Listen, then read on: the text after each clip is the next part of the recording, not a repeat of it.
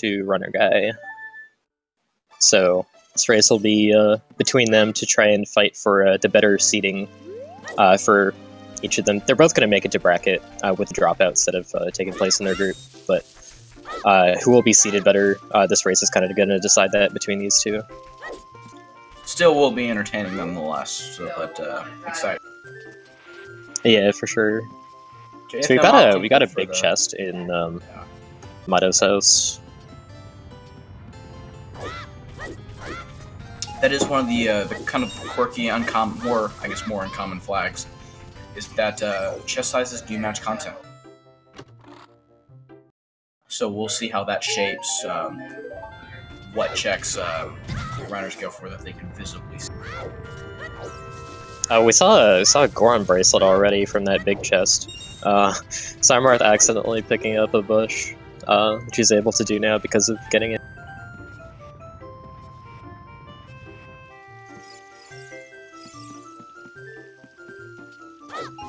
Let's see.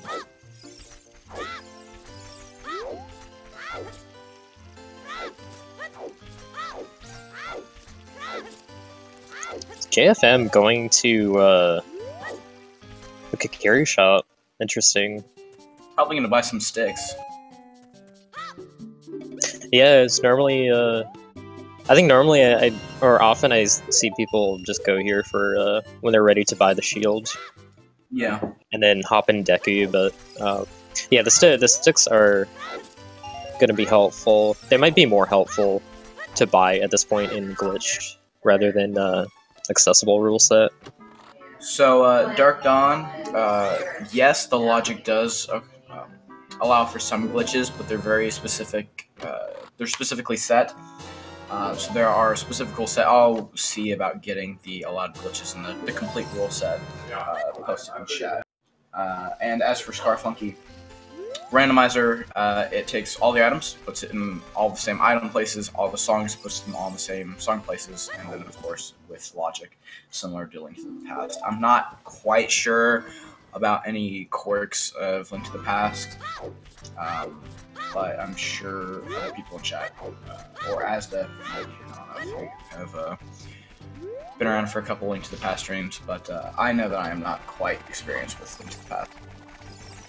I play that a fair bit, so it's this is actually, I'd say this is very similar. There's some more progressive items actually. So the strength upgrades, Goron bracelet, silver gauntlets, golden gauntlets, those are progressive. The two hook shots are progressive, so like they're two kind of equally functioning hook shots. The first one you find is the hook shot, the second is the long shot. The capacity upgrades for the bow and the bomb bag and slingshot and stuff, those work the same. So there are 3 different spots you could find your first bomb bag at, for example. But other than that, mostly functions like Link to the Past Randomizer. The logic actually, so there's no like fully glitched logic available yet for this randomizer. It's either glitchless or no logic. So the tricks that Squiddy was talking about, they're really, really minor tricks that technically are not glitches, but you can enable certain tricks to be in logic. They're like little things like the Goron having only a piece of heart. That's good to know, so they won't have to trade that item in. But yeah, it's like little stuff like you can use hover boots to get behind the waterfall to Zora's Domain without Zelda's Lullaby, and that's not a glitch technically, but it's not in logic in most of the accessible rule set matches, but it is put in logic in this, and hookshot in Gerudo Valley. That's a nice find. Gerudo Valley is kind of really out of the way, especially this section of it, so... PsyMarth opting to go straight to Deco Tree after after the child opener. As the child opener. I'm just gonna sit on my tea just a little bit more. Yeah, Deku's going Deku right away is a pretty common play. It's a lot of checks. And it's really quick to do. Even though the runners don't know if it's a spiritual stone or a medallion, it's short enough that it matters very little. The other thing too, for like the child dungeon specifically, is that they don't have any keys in them. You aren't getting a lot of blank checks that are just kind of keys. You're getting the most value out of each check. So you're not finding keys everywhere. Yeah, absolutely. And since all of the checks in Deku Tree are Spear Zero, there is usually a pretty high probability that something important is there. Yeah, we see that pretty often, actually. Even inaccessible. One of the major differences, if you're used to watching the more commonly played accessible tournament on ZSR, is for this tournament we've turned on token sanity for the dungeon sculptures only. So the dungeon sculptures are shuffled into the pool. We should see that pretty quickly here with PsyMarth going to basement here. Just to go I think we've gotten some random gold sculptures in other chests already. So, but the overall sculptures are not. They're not randomized. All right, good question. Why do they start with Forest Medallion? I'll let you take that one, actually. So, in the beginning, normally you start with nothing in a vanilla game, and once you go adult, you get the light medallion from the cutscene that happens and plays when you take the Master Sword. And because all the medallions are randomized, so is that medallion, and we also skip that cutscene, and so we have to start with a medallion to begin with.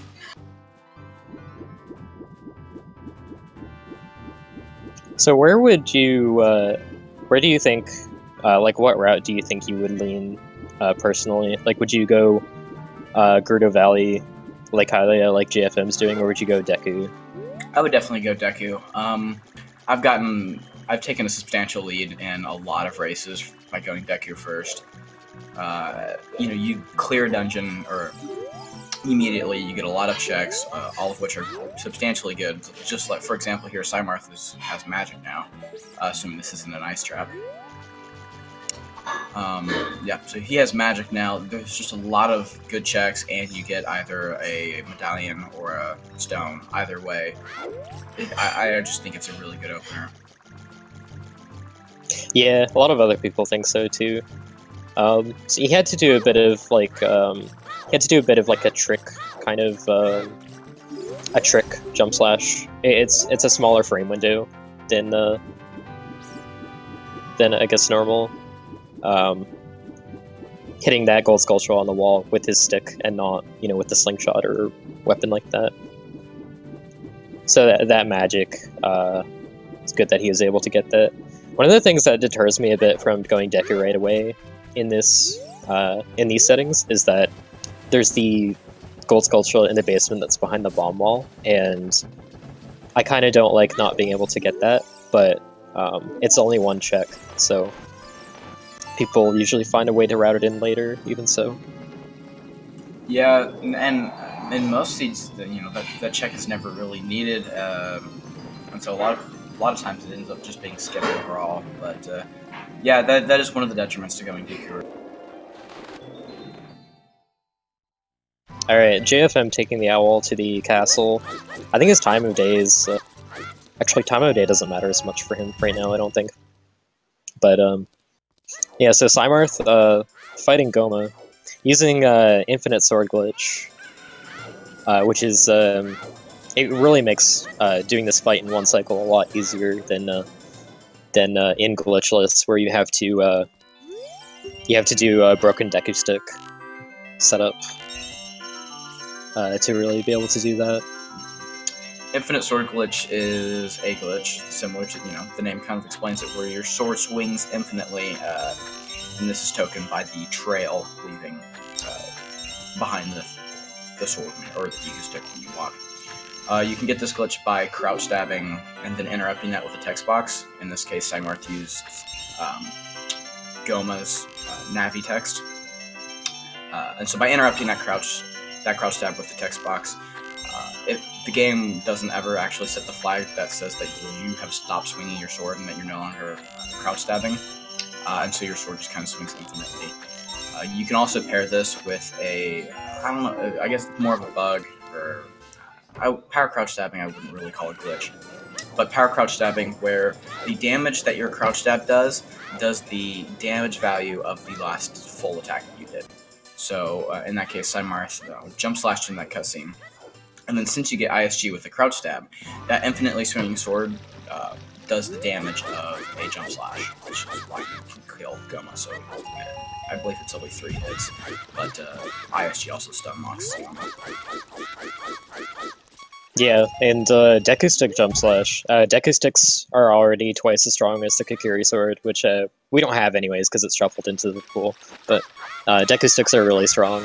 It's kind of counterbalanced by the fact that they break when you swing them, but we have so many ways to get around that. And so when PsyMarth beat Goma, he got a Gold Skulltula token, which is kind of funny, because now I imagine Goma is like a giant Gold Skulltula, but he also got the Shadow Medallion, which now we see on the tracker. This was recently implemented actually on this tracker. Now we know what dungeon corresponds to what medallion, so that's super good.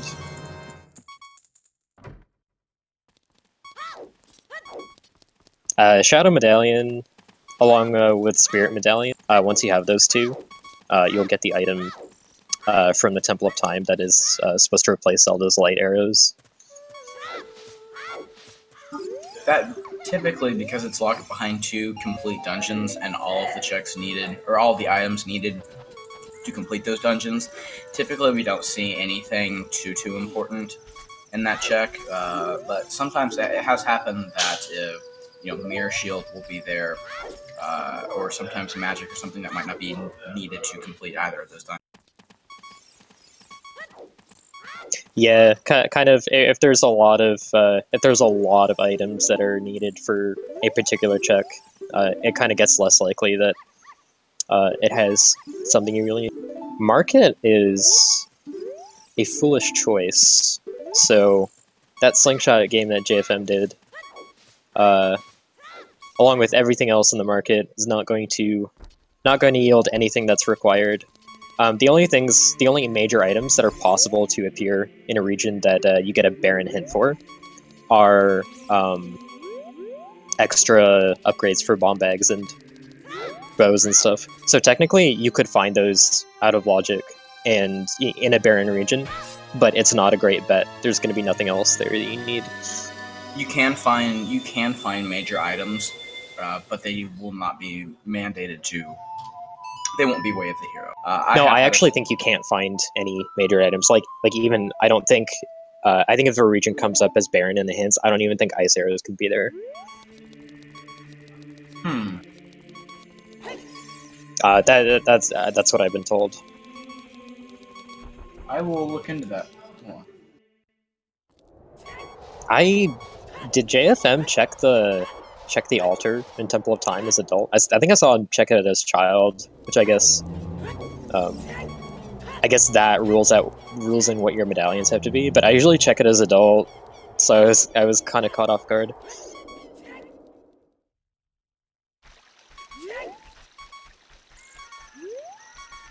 Thalfun, they open up the song that the Ocarina of Time teaches you, that is in place of the Song of Time.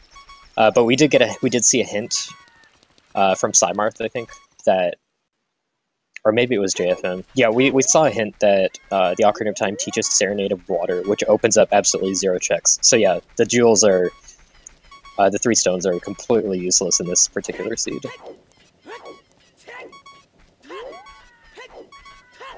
And actually, in the glitched rule set, there are ways to get around most of the songs, even if they normally be required.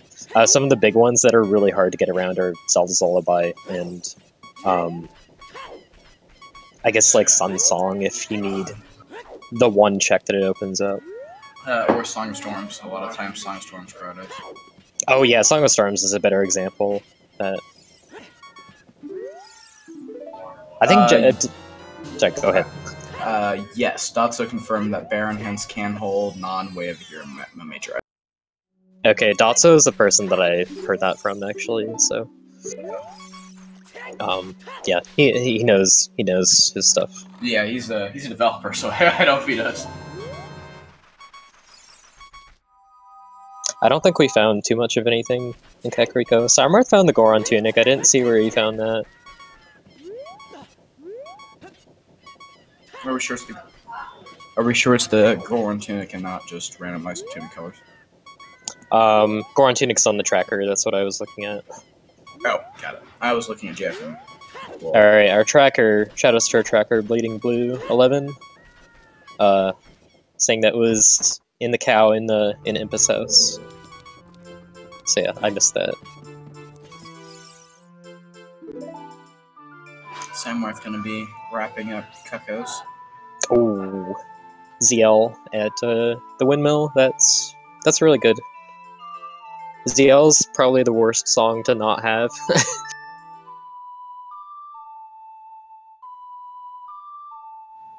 Not having being like ZL being in something like Ocarina of Time Check or something really out of the way, like I don't know, Serenade cutscene, stuff like that can be kind of a blessing and a curse, because the farther it is away from you, the less likely that the items behind Zelda's Lullaby checks will be required to beat the seed, but it's also more likely that, not more likely.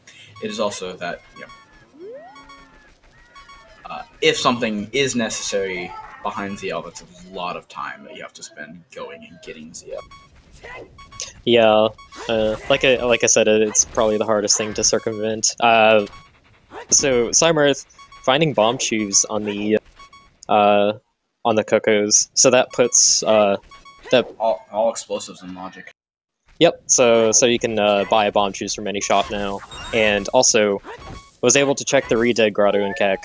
Getting light arrows are always needed to complete the game, because you need them to kill Ganondorf. That's kind of interesting to get light arrows this early, because even if you never find light arrows through the entire game, Ganondorf will give you a hint as to what region they're in when you get to him. But so... we don't have to make a second trip to Ganon's castle. In this case. Also, actually, yeah, so if we do end up finding a hint that Kakariko is on the way of the hero, that hint isn't going to be super helpful, because now we know light arrows are there anyways.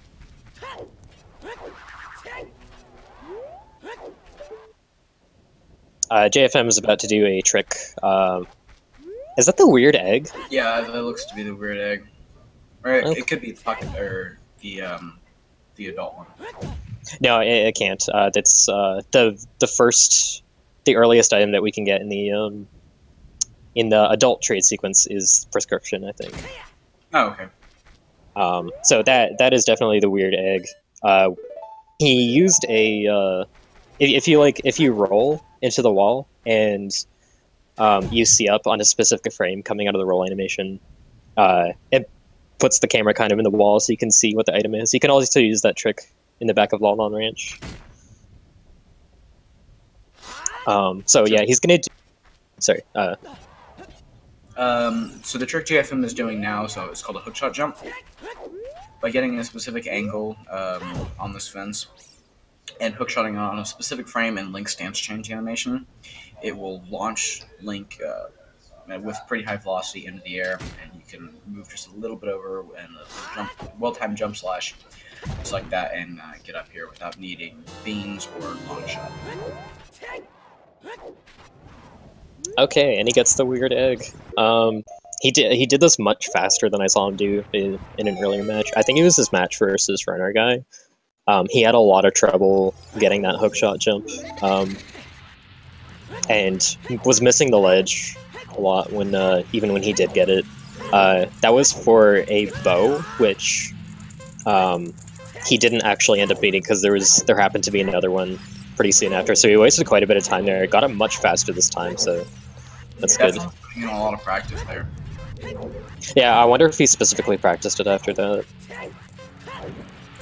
Doing the first Dompe race, PsyMarth PsyMarth did the slingshot game. I guess he hasn't gotten the hint yet that market is barren.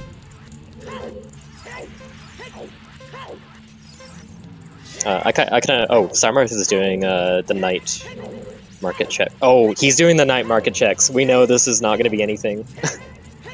No. Oh, that's it's a little bit painful to see. It's not going to be too much time, but it's fairly avoidable. There are some people that I think they actually say you should always go check the Gossip Stones at the Temple of Time before you do anything in Market, just in case Market is barren. And I don't fully agree, but in a case like this, yeah, it's kind of biting him.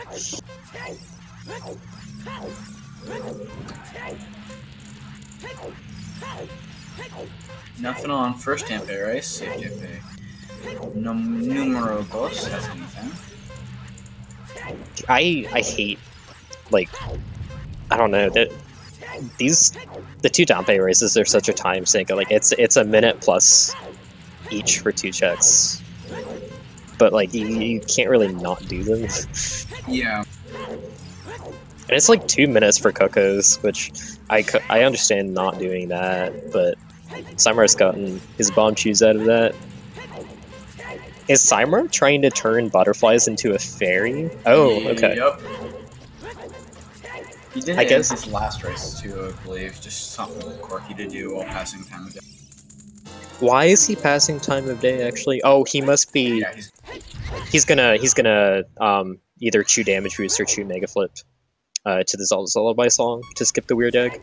And I don't actually think he needs to do that anyway, because... Am I thinking of accessible that Child Stealth is skipped? Yes, I don't think Child Stealth is skipped in this. Yeah, Child Stealth is not skipped. Yeah, okay, so he doesn't so it does have to be day, but he doesn't have the weird egg, so he cannot move Talon to move the boxes over, so he does have to damage boost over. Now, glitches aren't in logic, so this is circumventing logic for him. But misses it. But the weird egg for JFM, that is actually useful, because even though you can do this damage boost and unlock the Zelda and Saria songs, whatever's at those locations, you cannot get the song that's at the ranch without using the weird egg.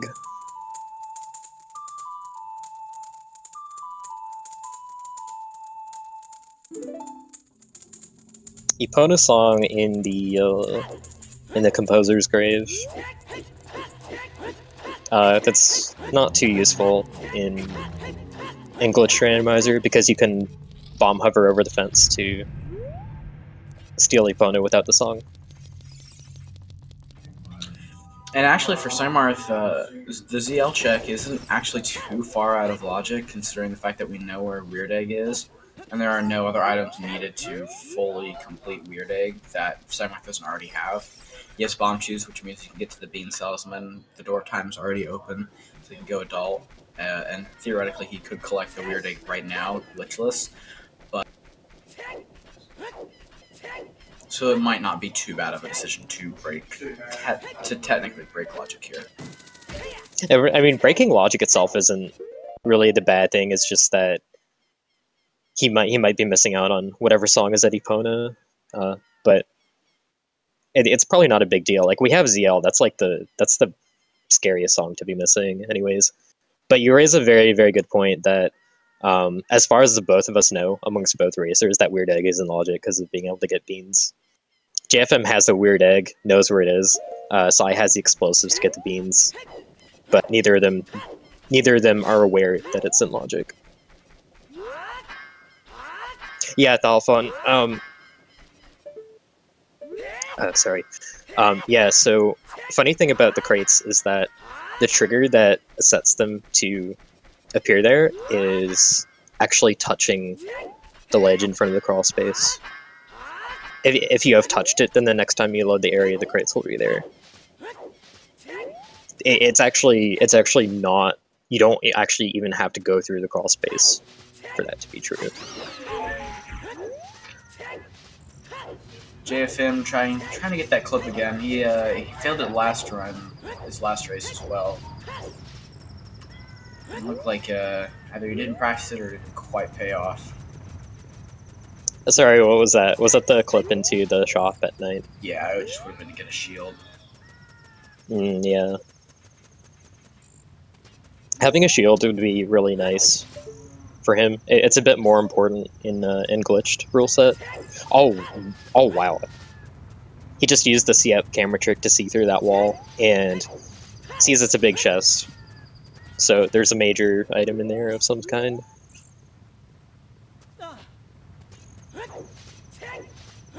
I believe he's gonna try and do a ledge clip.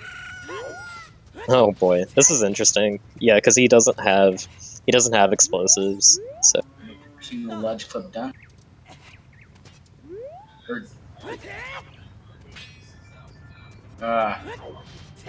is there a jump slash that gets through here? I don't know. I have no idea. Clip and, I don't know. Because I mean, there would be no reasoning glitch hunting to. Yeah, there's no reason in the vanilla game, in any kind of speedrunner bingo context, to ever know how to do this. This would be a randomizer only thing. Is he looking up a video? I think he might be looking up a video on how to do this.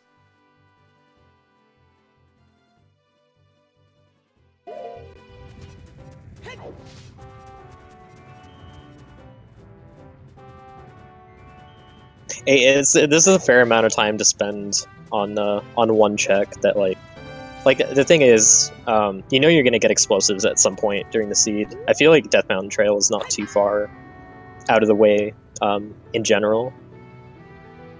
It's a place that you'd likely make a return trip for whatever reason anyways. It's not super isolated.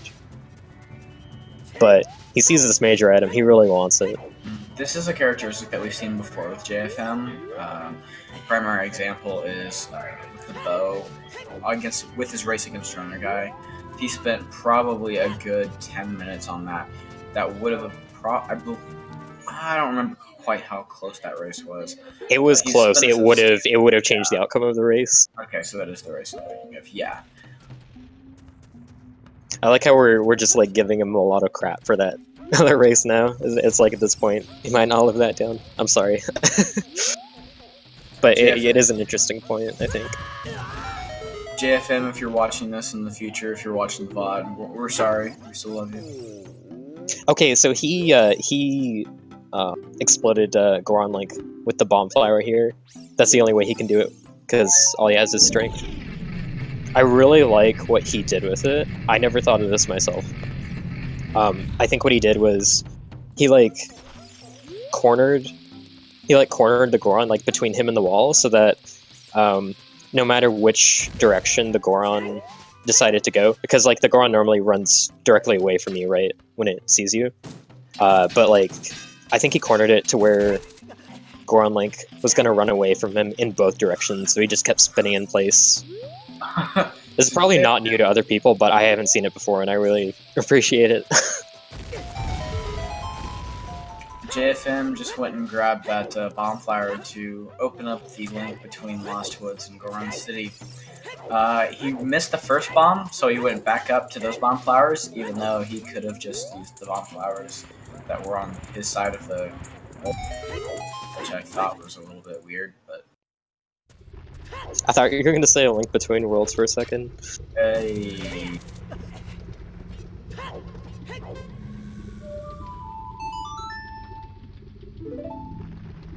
Minuet at the crater.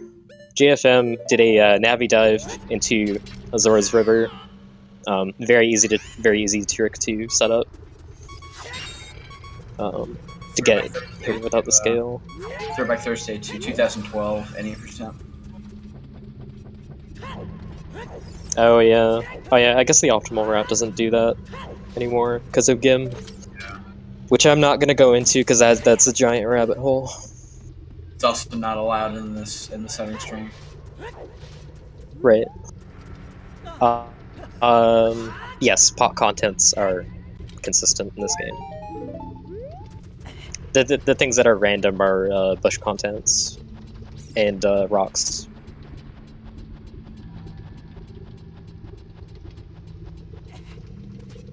And that's a vanilla behavior, just to be clear, not randomizer. It isn't changed here. I didn't see if PsyMarth got anything yet in Zora's River, but he is getting some beans, which is a good play. Even in glitched, there's some locations that you could get to without a bean if you really wanted to, but it would be very costly in terms of time and explosives and stuff. So beans are still very good. I think he only bought one though. He only has money for one. He's most likely going to save that bean for Spirit, which would be the hardest. Which would be the hardest heart piece to get to, or bean check to get to. Yeah, actually, yeah. Spirit is not. It's not too hard to get to if you have access through the dungeon. You can mega flip off of one of the hands and land on it. It's not too difficult. But it depends on your ability to go through the dungeon.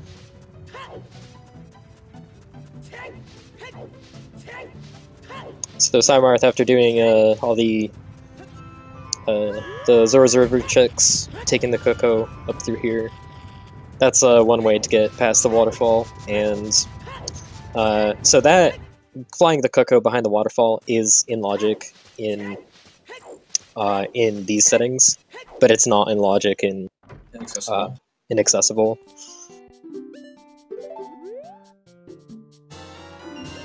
The main thing that changes is that Zelda's Lullaby, or well, you can use as adult. You have to use hover boots to accomplish that, but that means in these settings, Zelda's Lullaby can show up at Ice Cavern, as long as hover boots are available. But I mean, we already have ZL, so I'm just kind of being overly hypothetical. There's our Cactus the Way of the Hero hint you were talking about earlier. I knew it. I knew that hint was gonna show up. I mean, we found both light arrows and a Goron tunic, I believe, and bomb shoes, which probably are most likely source of explosives. So, you know, the more hints, the more likely, or the more checks that are Way of the Hero, the more likely it is to be a hint. Yeah, I don't know for sure that bomb shoes are Way of the Hero here, because one the Way of the Hero hint. Oh yeah, is bomb shoes wouldn't be Way of the Hero. They could be, but they're probably not.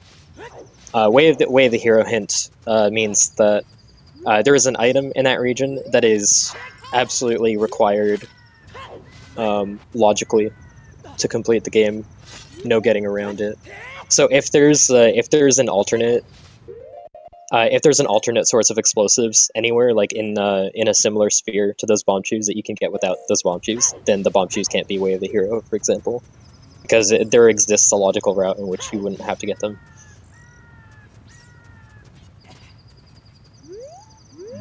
Yeah, so the only way bomb shoes would be Way of the Hero is that if every other bomb shoe, or every other source of explosives, so all 3 bomb bag upgrades, all of the other bomb shoes, I don't actually know how many. Oh, JFM got it. Nice. And it's a bottle, which doesn't do a lot. It's up Ice Cavern, that's pretty much it. Or Ice Cavern to logic, I guess you could say. It would open up Ice Cavern and logic if Ruto's letter gets found, and a few other things. But for the moment, it doesn't really do a lot. And now he's trying to get this Skulltula through the rock. You can actually kind of hookshot into this hammer rock, which isn't it. I'm not good at it, but it isn't too difficult.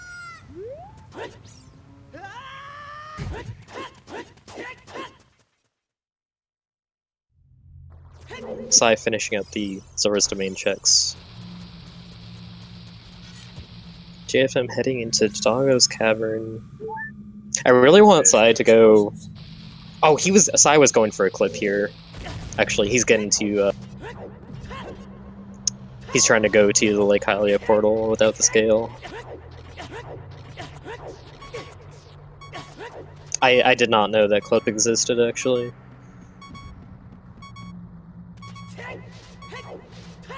I feel like JFM has been at low health for, like, a huge amount of this seed.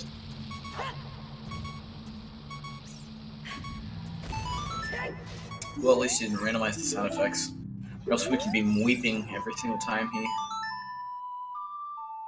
There's another hint for 50 gold Skulltulas. Always good to know that Skulltulas aren't... different Skulltula amounts aren't necessary. Oh, nice. He's playing ZL in front of the Gossip Stone to spawn a fairy. Oh, he's gonna do... Oh, yeah. Okay, that's actually... So this is all intentional. That's really smart thinking on his part. So, if he hookshots the ladder on the same frame that he dies, that accomplishes another type of hookshot jump.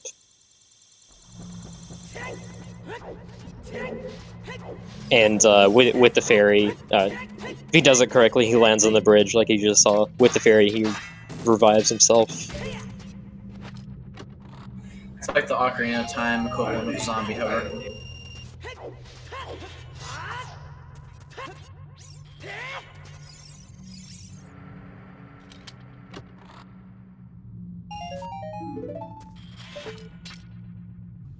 You're up, Salasay. I think that's lowballing it by quite a bit, honestly.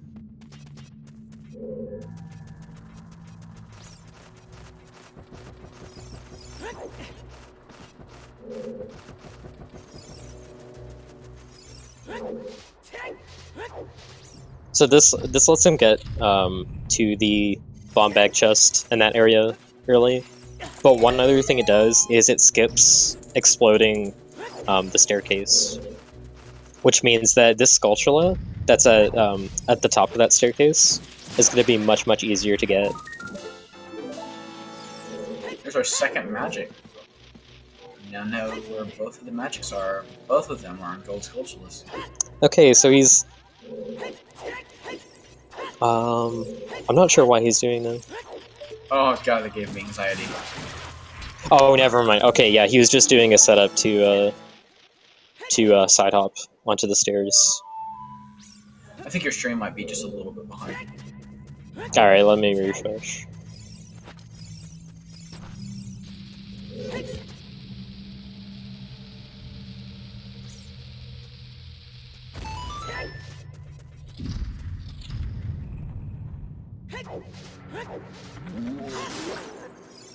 I don't think that did anything for me.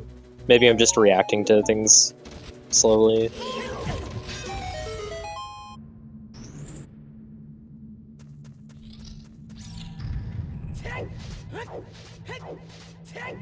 But yeah, so this route gets him that Skulltula a lot earlier.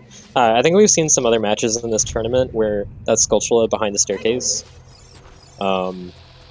had an important item that was left behind, because if you go through this dungeon normally, you bomb that staircase down, and the way you're supposed to get to the Skulltula involves having the staircase up and accessing it backwards via the second floor, so that you can climb the vines on the sides of the raised staircase.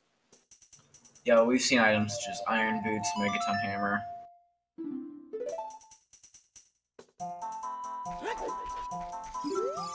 Yeah, Hammer especially, like, Hammer can very easily decide one of these races.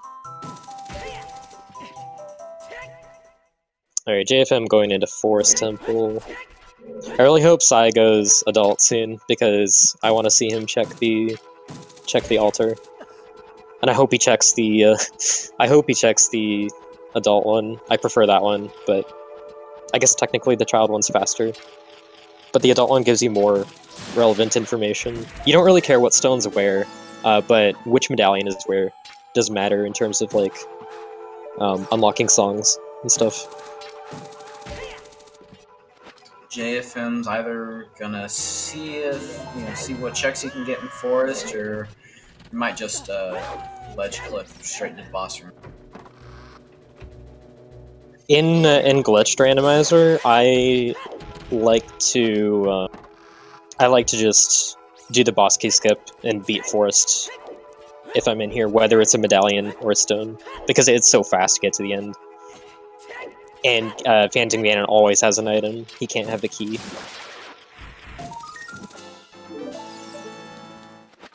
Oh, in these settings he could have map or compass. I think we just found both of those actually, yeah, so we're golden. Okay, PsyMarth finally going to Gerudo Valley. He's gonna get his hookshot, and maybe that hookshot might push him towards adult.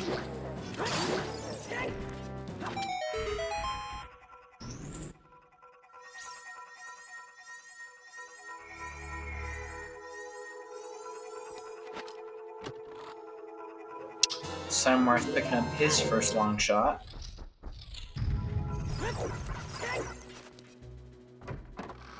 Yeah, the main advantage that PsyMarth has right now is those bomb chews that were on a child's check. Something we see more and more now with races happening more and more, and the experience growing in the community is some people are opting to do long child 1 sections instead of going the previously golden rule of going adult as fast as possible.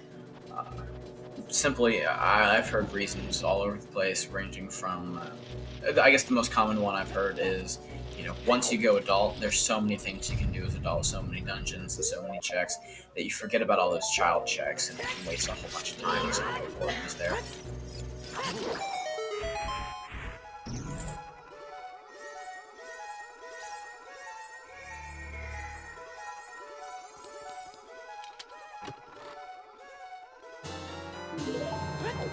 Forest boss key in the gilded chest. So in the chest size matches contents setting, these gilded small chests always have keys, and the gilded big chest, of course, has the boss key. But we don't really need that, so it's just a... I'm actually kind of surprised he picked it up, honestly.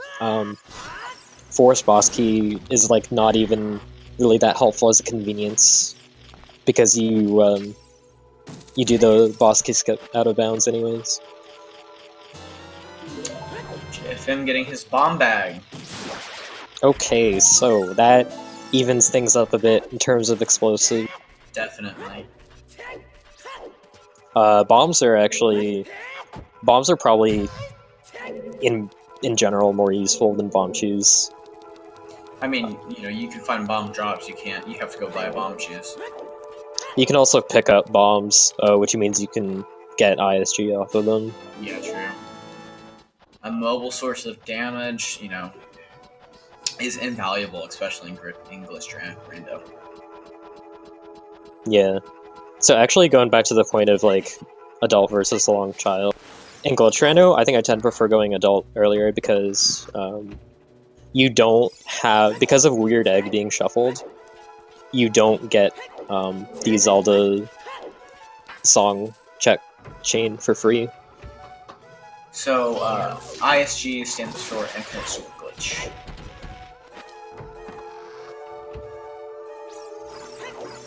Yeah, it's a glitch where it requires a shield to do because you have to crouch stab for it. If you interrupt a crouch stab with an action like picking up something or reading text on a specific frame, then your sword will constantly stay active. So its hitbox just always works. You see it constantly glowing. It just hits things as soon as possible. There's also another side effect of ISG.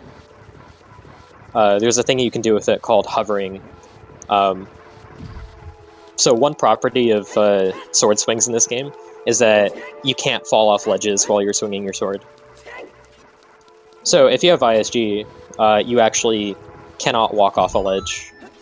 And also, if you shield damage in midair, the game treats you as if you're standing for a brief moment. So then that comes into effect and makes you stick in the air. So if you have ISG, you can use damage sources to hover through the air. Usually, like bombs or bomb tubes are the best bet. JFM doing a jump/recoil with a specific angle to get to this ledge.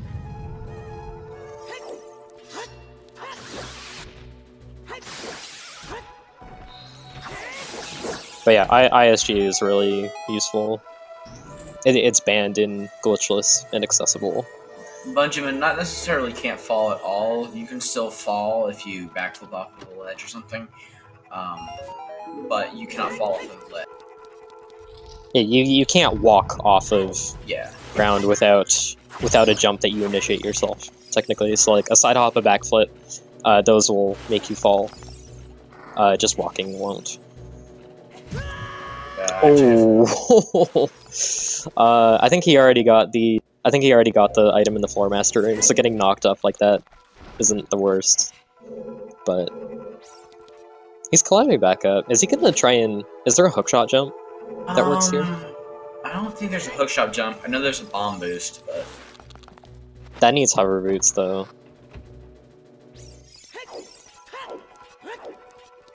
Yeah, so I guess he's accepting defeat and he's just going back to the block room. But I think he used the keys to get here the normal way anyway, so this isn't a huge loss. But that getting knocked down by that bob was pretty frustrating. PsyMarth waking up Talon. And he's entering the... I think he accidentally entered the crawl space. Accessible rule set turns the stealth sequence here off, so it doesn't actually matter what time of day you enter. Here, we have to have it be daytime to be able to get past the guards. So he has to wait. I think he was doing a trick where if you press shield as you're entering the crawl space, you can get stuck halfway in without actually entering, and you'll be stuck there for as long as you continue to hold shield. That's like a really minor time save that will let you just instantly touch the loading zone as soon as you release shield. It saves like a very small amount of time, but if you mess it up, then you enter the loading zone and have to walk back out.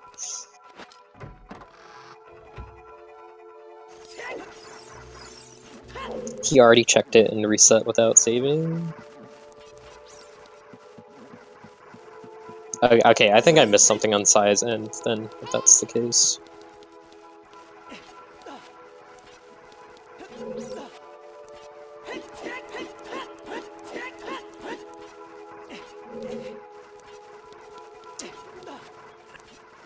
Yeah, how did he get the Keko? Did we miss him going to grid roll?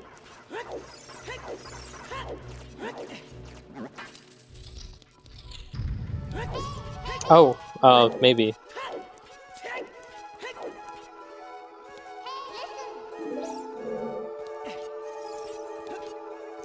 Yeah, I'm not sure. I think I would maybe understand a bit better if I had caught what happened. Yeah.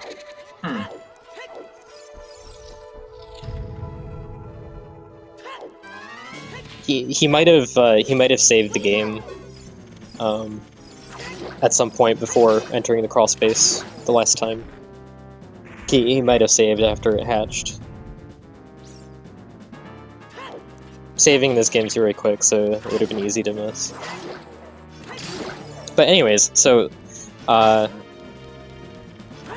Psy is going to... I don't know why he reset, it was weird.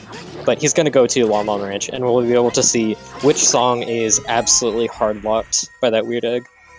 And also the Talon minigame is hard-locked behind that, too.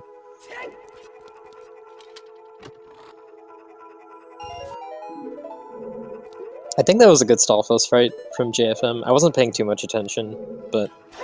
The first one was decent. The second one he had a little trouble with kind of playing the ring around the rosy a little bit, but... Okay, so he's doing a weird shot here.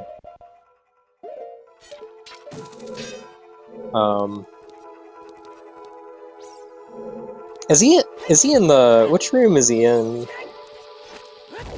Ugh, I'm actually a bit confused right now. Is he in the top is he in the floor? boast? Yeah, I think he's on the top floor. Okay, so anyways, the weird shot is a glitch that basically it... oh, this is hard to explain. it moves Link's first-person camera to below where Link's actual actor is. And because of this is actually where your hookshot is shot from. And so while it's underneath, and it can be in a few other places depending on what frame you pull hookshot out on, you can hookshot onto chests on force below, or on the same floor, just like behind gaps. You can use it in GTG to skip the needing certain keys, and you can use it in a lot of different places. But for instance, he hookshotted to the Stoffless room below to get just a quick way to get back to the first floor. Okay, so it was just for the time saver. I think that's done in some categories too. I just couldn't remember for sure, but thank you. So he's doing the boss key skip here. He's firing the hookshot mid backflip to stunt his backflip, so he doesn't backflip very far to just do exactly where he wants to. And he missed the loading zone when he jumped out of bounds the first time, so I had to wait to void out and then try it again. Sai doing the camera trick again to see that there's just a Skullshot token in the, what even is that building called? Honestly, don't know.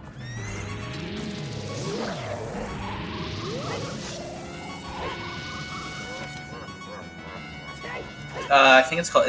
I think it's called Silo. Okay, that makes sense.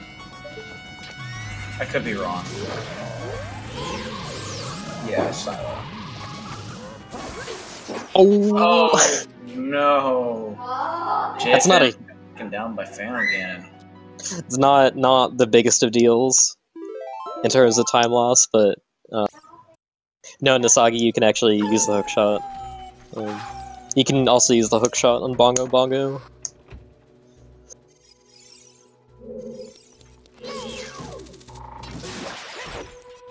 But yeah, it just takes a shot to the face. Does 2 hearts of damage. I think he was going for the non-ISG strat for the fight. So like he was kind of messing around with this hookshot when he was very close to Phantom Ganon, and I'm not very familiar with how it works. I'm not good at it at all. You can kind of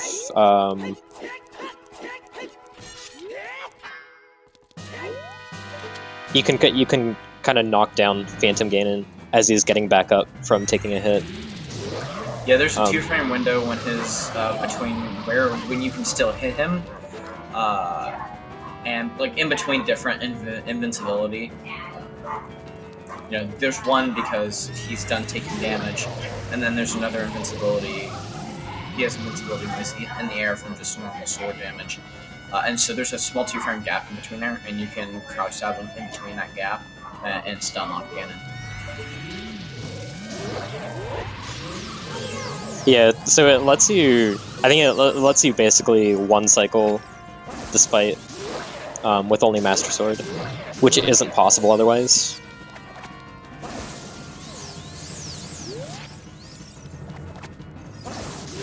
But he's just going to use ISG now, and not go for that strat, which this way is much safer. It's extremely easy. It's a pretty small amount slower. Like, basically, if you've got Infinite Sword Glitch active, his tennis ball cannot hit you. That's not necessarily true, and I wouldn't... Normally I would say I would agree with you, but I did it in a run... It was either 2 days ago or 3 days ago, and I got beamed by Ganon, because I had IS. Dang, I actually didn't think it was possible. I've never seen it. I feel like that you would have to try to get hit. Yeah, I had gotten like under him, and I wanted to back up a little bit, and I use a Xbox 360 controller for just casual stuff. and my Z target is a pretty long press. I didn't quite get Z pressed, and so I was walking away from him, and he hit my back right, and get hit there. Wow. Hit your back right. That actually sounds like kind of similar to like how Dark Link gets hit, except you're Dark Link or something like that. I don't know. That's weird. Yeah. You might see JFM go and get the Gold Skulltula and Deku Tree. JFM was the one that went adult early, so he might just glitch into Deku Tree completely. Nope. Oh, nice house.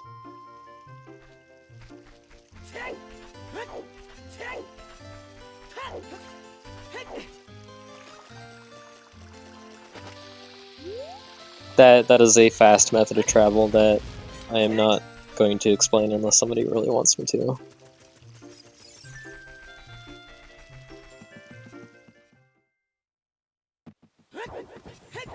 Basically, just by holding a specific position on your controller, known as ESS position, you can preserve Link's momentum, and by rolling into a bomb on damage invincibility frames, you preserve the knockback momentum of the bomb while shielding and not taking damage. You don't take damage, so you don't actually get knocked back. There's a whole bunch of stuff, kind of subtleties about it, depending on what frame you do, what input's on, but basically you just preserve the knockback of the bomb.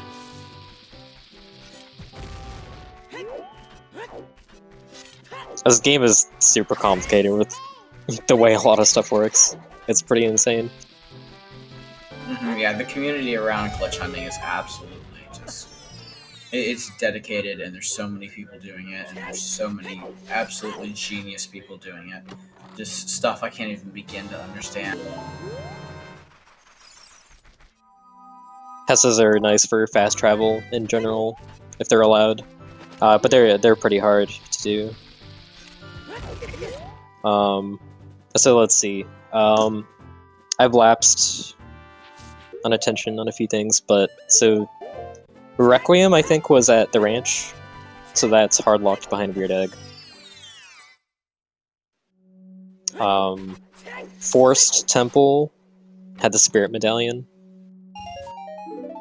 so that'll open up the light arrow check once JFM completes Deku. I was actually kind of wondering if he was going to like clip into Deku as adult and do that while he was in Kokiri Forest. Oh no, actually that'd be kind of he doesn't have hover boots, so that would be kind of a lot more trouble in his fourth. Yeah, the strat to do it without hover boots is super precise.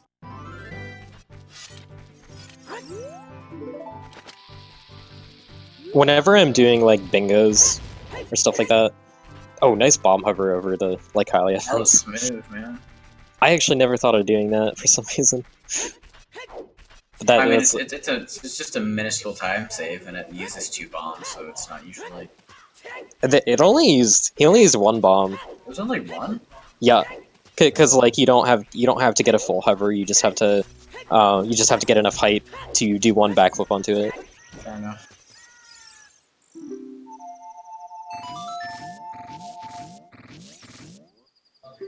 Okay, we'll do.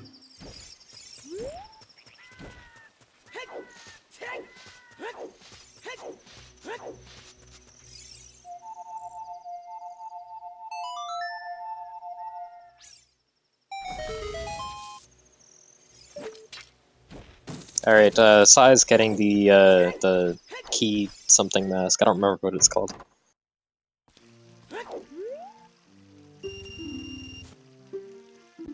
Wait, why is he getting the Keaton mask? The mask checks are disabled in these settings. I guess it's just... I don't know. It's just accessible kind of muscle memory, I guess. This muscle memory is going far. He's actually going to Kakariko to turn it in. He still hasn't gone adult. It's an hour, he still refuses to go adult. I can't believe this. Oh. So the reason that that the mask checks are turned off in these settings is that Weird Egg is shuffled, and if you skip the Weird Egg, get Zelda's letter, get masks, and then find a weird egg after that, you screw yourself out of being able to do any of the mask quest. Or actually, no, I think that's if you...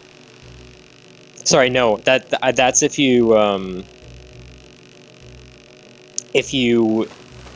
find the weird egg before showing Zelda's letter to the guard. I think that's, yeah. I think you can get masks anyway. Anyways, you can screw yourself if you do sequence breaks with these glitches, so those checks are turned off, so you can't screw yourself. Iron Boots said adult fishing.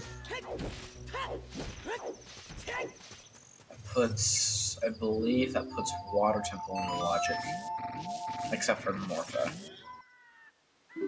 and the bottom of the column check.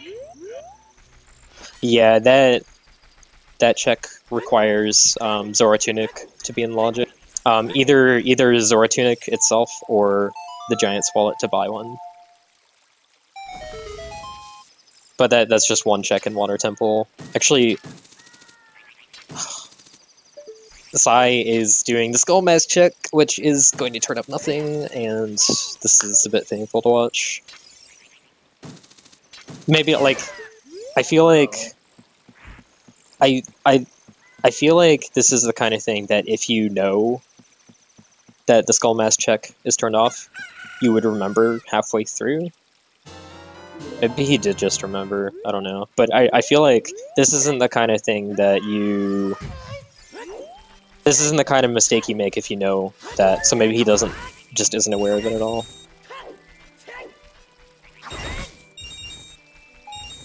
$30 Gold Skulltures has the hover boots. No, oh god. That hurt a little bit. That'll be fun.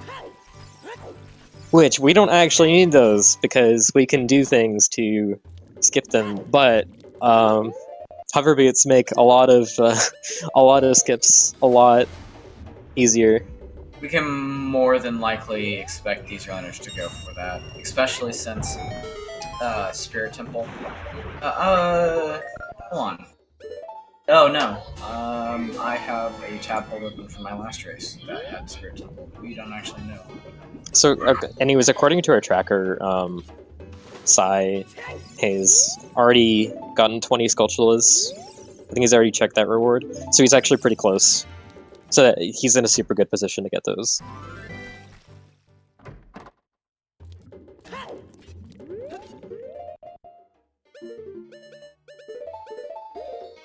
Zora Tunic was on... Oh, Zora Tunic was on 20. I missed that, and it is on the tracker, so... Yeah, okay, so that Zora Tunic is significant for that one check in Water Temple, at least. JFM is doing a sequence break to trigger the prize from the Gold Scale Lab Dive, which is for Rory's Wind, which is nice to use for setting warp points in dungeons. Can save some time, but ultimately not needed. So actually, now that I think about it, there's okay, well, before I get too off topic, so the glitch he did was he simulated touching the bottom of he simulated diving to touch the bottom of the lab by hookshotting the crate and turning off Iron Boots while at the bottom. But logically, that is going to require Gold Scale. And Ferrari's Wind actually is logically required for one particular Skulltula check. Or it can be. Wait, never mind. Do they have Longshot? No, they don't. Okay. Have Longshot. Okay, so this is the thing that I learned about not too long ago. But Ferrari's Wind can be logically required for the Skulltula that's at the top of the central tower in Water Temple. Because of what you can be required to do is... if you don't have the Longshot, you can be required to set a Ferrari's Wind warp point in the room while the water's lowered, and then raise the water to full height. And that's the only way to get into that room with the water at full height. And then that makes the top Skulltula reachable with only the hookshot. That's in logic? That is in logic, yes. Okay, so we'll add Thor's Wind to things that can be Trolley Way of the Hero hits. Yeah, actually, like it is actually somewhat it's somewhat in the realm of possibility for Thor's Wind to be Way of the Hero in these settings because of that, because it opens that Skulltula check, and we have Token Sanity enabled in dungeons, so that Skulltula can be an item. Lynn's, Ruda's letter, and now Thor's Wind. Yeah, so what Bleeding Blue said in the chat is, in general, the only way that it can be required in accessible rule set is if you need a very exact number of gold Skulltulas that are available. Like, if there's literally only that many Skulltulas available, and you need every single last one, and you need that one to be included, then Ferrari's Wind is required. Inaccessible, but that is a ridiculously rare occurrence. But it's somewhat actually possible in these settings. All right, did I miss anything while I was rambling about that? I don't.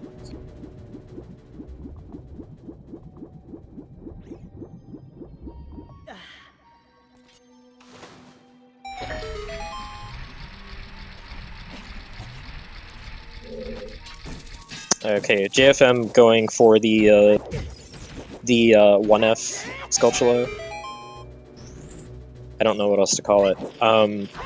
This is a check that this is an area you would never see in non-token sanity.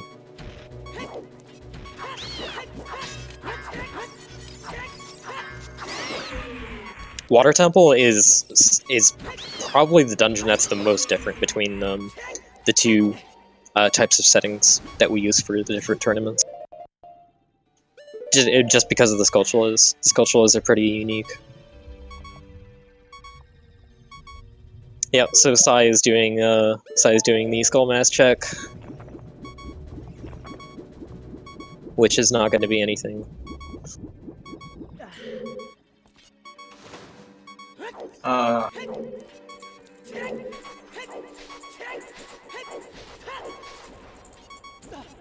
Honestly, Water Temple isn't that bad in accessible, unless you're trying to do it without Iron Boots.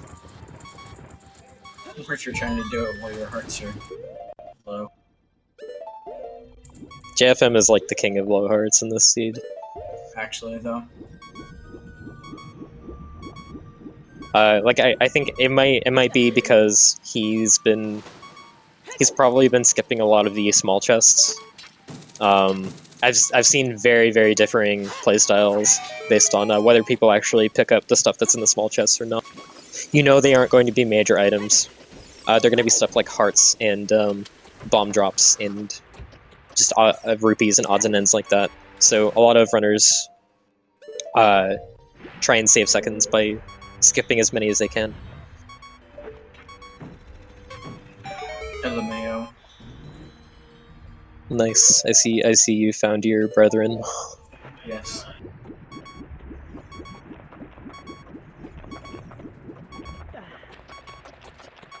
Oh, a big chest in the I call this a square current room. I don't know what else to call it. Din's Fire. That is That's that lovely is to have.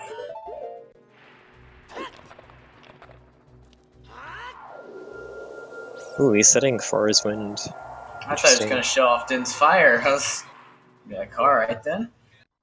That's actually kind of funny. Oh, he used it to get out of the room. That's interesting.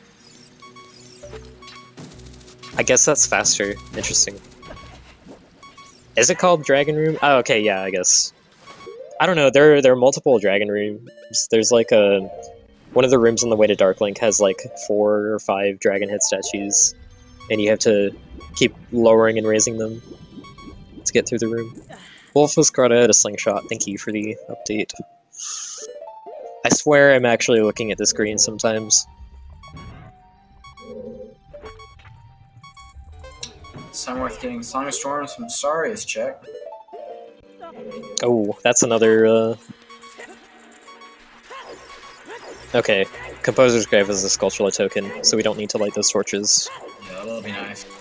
But yeah, Storms opens up a few checks. The largest amount of checks that it opens is bottom of the well, which you can skip Song of Storms with that by doing either a Navi dive or a Coco dive. But the grottos that it opens, that's not circumventable.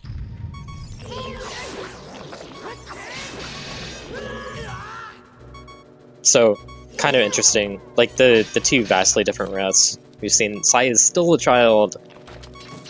Sai is still a child, and because of that, we still don't know what the dungeons are. PsyMarth, you're our only hope. Probably have it. I've done that a few times as well. I never really talked about the background of these runners, but I saw. I've mostly seen JFM around from doing like accessible randomizer. I know he has run 100% of the vanilla game. Also run glitchless, but mostly seen him around accessible randomizer. PsyMarth has been around for quite a long time doing lots of bingos, lots of beta quest, which is the entrance randomizer. Still waiting for beta quest randomizer. Kappa. But yeah, Psy knows a lot of. Psy definitely knows a lot of glitches himself. He's very experienced. JFM trying to get there's an invisible hookshot target here left from when they were developing the water temple. They just kind of removed the texture and then never actually removed the collision. And you can still hookshot to it if you weird shot from the entrance. Or like from the little entrance tunnel, I guess.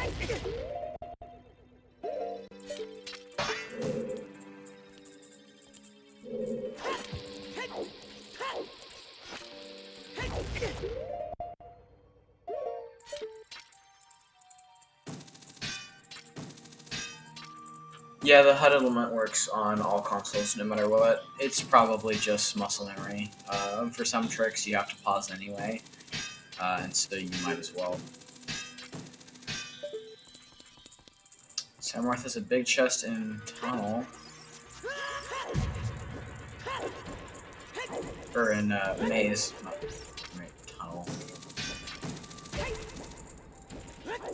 And it's the silver scale.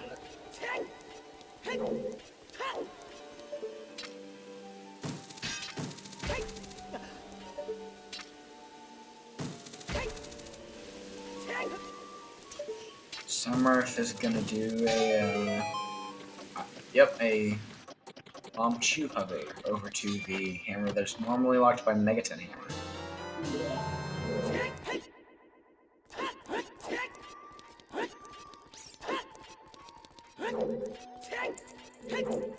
And it's a small chest, and he's going to abandon it based on that.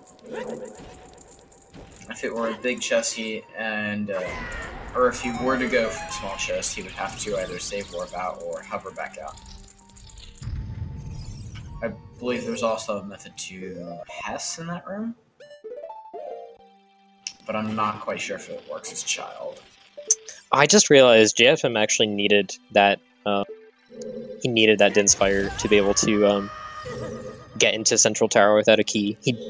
We don't have the bow yet to be able to light that torch.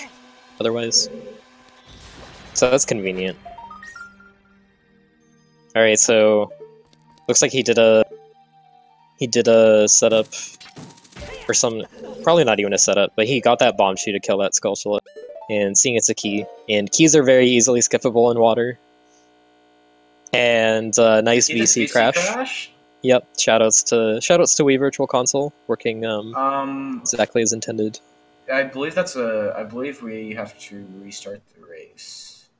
I know that's the rule in some places. I don't know if it's speed gaming. No, that's not a rule here. It's like of? I don't know, but oh, that's what that is. It's a rule for speed gaming's normal. I am wrong warp. They or not speed gaming's ZSR's no wrong warp, which is why I have. Oh, is it okay? In most tournaments, though, like if stuff like that happens, generally it's like your responsibility, even if it's like out of your control. Technically, it's like your responsibility as to what happens in terms of crashes or like malfunctions or whatever. But like VC crashes, I don't know. I have no idea why they happen, honestly. I played about 60 hours of Randomizer this year, and I haven't had a single one. I believe the technical, from a technical standpoint, it's upon getting. Usually, it happens upon getting an item. But it's a memory overflow. I wonder. It must be more common in Rando itself. Then I know there's VC crashes in vanilla, but like I hear the most complaints about it from Rando. But yeah, his save being in here is super fortunate. Water Temple is good in terms of like, save warping back to the beginning being a frequent thing. So definitely.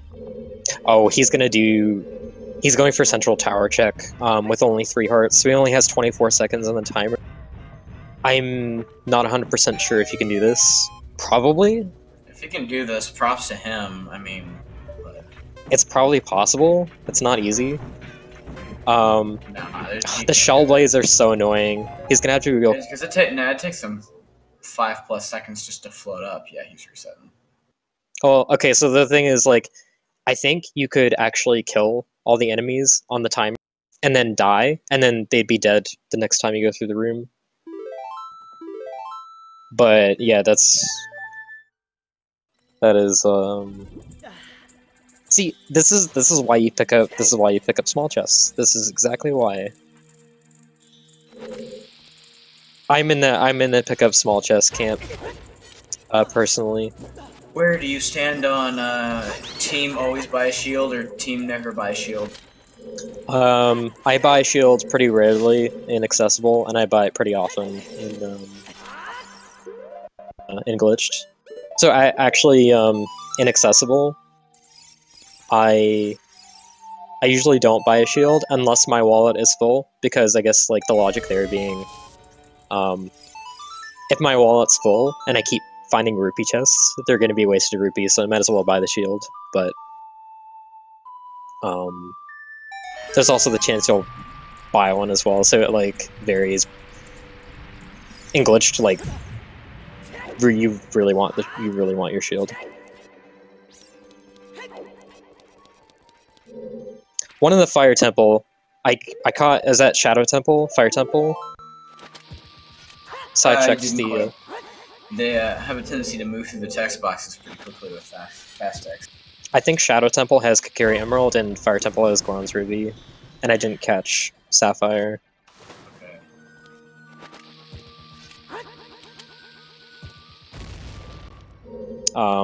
But that also means he's probably not going to check the Adult Altar either, which I find really annoying as someone who does and as someone who is trying to like if you wanna be nice to your restream crew, then okay, he's checking the. Okay, okay, all right. I have a screenshot of it. All right, cool. I forgot this menu was a thing. I completely forgot this. You could bring up this menu in the pause. That's a thing that's added to Rando. Okay, so that's very easy for us all to see. Yep. So our stone dungeons are Fire Temple, Shadow Temple, and Spirit Temple. I legit forgot about that that menu being a thing, and now I feel dumb.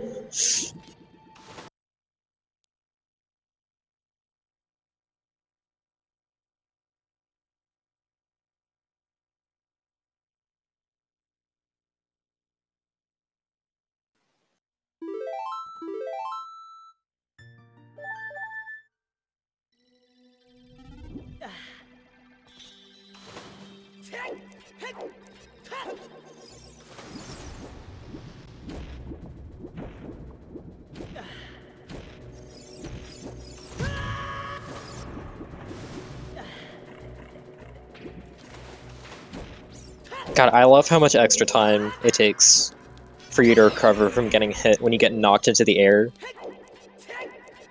like while you're climbing a ledge, or while you just climbed one.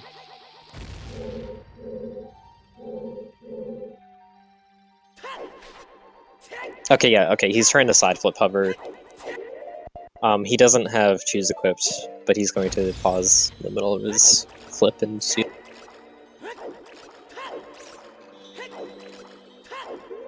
Yeah, consultant, don't worry, we had that covered. We gave him a lot of crap for his hookshot jump on his previous race.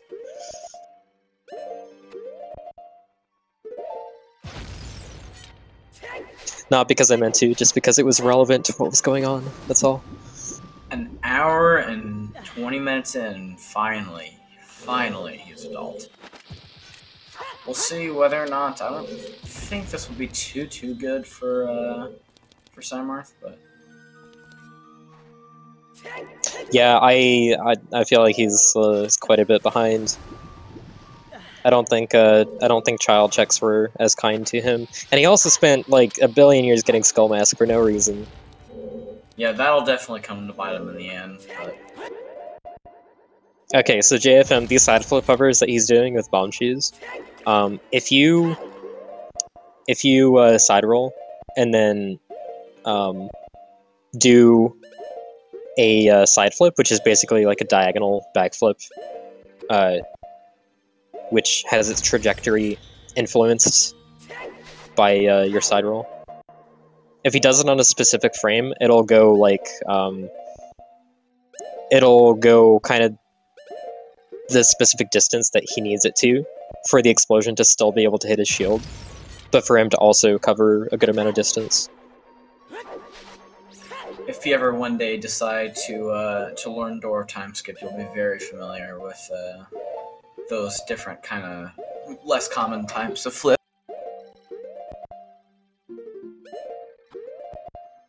Yeah, door time skip. Door time skip uses a side hop that's angled backwards out of a left side roll, I think. Yes. But yeah, so this is one frame that works for the angle he's trying to get for the explosion. If he's off, then the explosion won't hit his shield.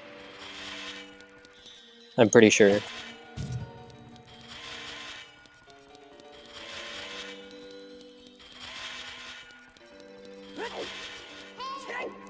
Also, this slope is super annoying to get up without hover boots. You aren't allowed to roll until the very top. Okay, so he's going to boss key skip by doing what we call a staircase hover to start off. It's laying two bombs in a formation like that. One quirk of hovering,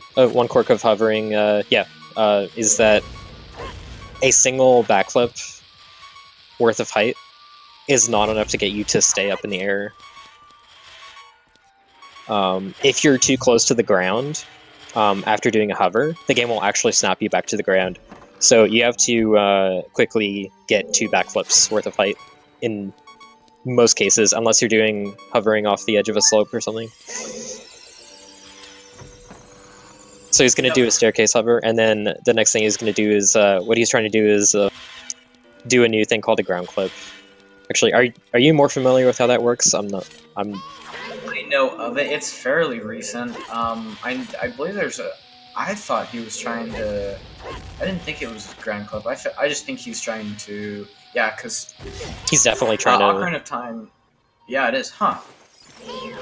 I knew they existed. I don't know how they work. I don't really know how they work either, but if he pulls his sword at a specific timing, basically if you try and swing your sword during a hover, you lose ISG as soon as you swing your sword, so you just drop straight to the ground. And if you do that, and get hit by a bomb at a very specific time when you snap to the ground, it can clip you through certain doors It doesn't work on every boss door. I know that much. But it works on water, it works on spirit. I think it doesn't work on shadow or fire. I think it... I definitely know it doesn't work on shadow and fire, because I've seen people do that in Water Temple, and then go to shadow and have to do the traditional shadow bomb boost ever. Or not, just bomb boost. The ledge clip or whatever. Yeah, the ledge clip with bomb boost. Yeah, so I've never understood... Go ahead. No, go ahead. I was just going to make a comment on the community needs to come up with a better name for Shadow Temple boss key skip. Okay, well, it looks like PsyMarth is setting it for the same fairy revival hookshot jump we saw JFM do earlier. But yeah, so I don't know why this is, but water and spirits boss doors, their collision works kind of differently from shadows and fires and forests. It has something to do with the properties of how the boss door is integrated into the wall or something like that. But the main difference between the two types of boss door is that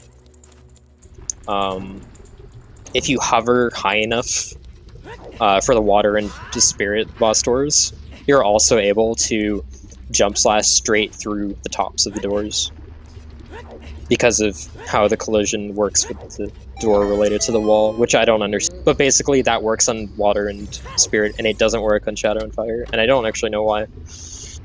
Yeah, due to the Nintendo 64's limitations, Ocarina of Time opted not to take the Wind Waker strategy of making collision go all the way up and all the way down for walls and such. Like, it probably has to do with like how the rest of the room is built or something. Wish I knew more about it. Yeah, there's so many weird technical, I guess ways that Nintendo got around limitations of the N64 and how those affect Ocarina of Time's build and the different glitches you can do in the game. It's really interesting, and it's a vast source of information. Okay, JFM getting a precise jump slash clip into this hammer pillar without the hammer. I've seen a lot of people in this journey so far struggle on that clip, and I don't actually know how to do it myself, but I'm actually kind of curious as to why so many people seem to have trouble with it. Maybe it's really precise. Not sure. There's so much to know in the realm of glitches and skips here. Like there's a lot of weird stuff that I know, but there's also a lot of gaps in my knowledge, and I think anyone's really like, there's just way too much.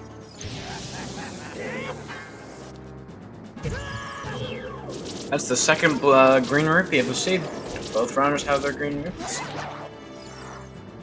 Oh, does this game have exactly 2 as well? It has 1, and both of them got it. PsyMarth just picked up his.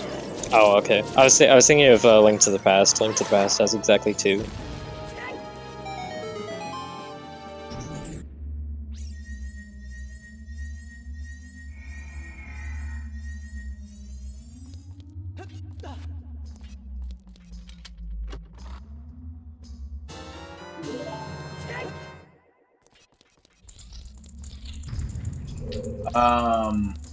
The vanilla green rupee, I believe, is in Maida's house. The 4 checks that the runners got at the very beginning of the game. JFM doing another weird shot to get the fire boss key chest, which is a small key.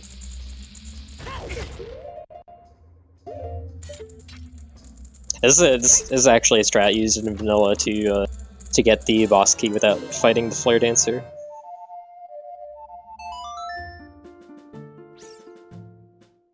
But now he's stuck in the cell with no way to get out. So just playing Bolero, probably gonna re-enter the dungeon straight away, or maybe not.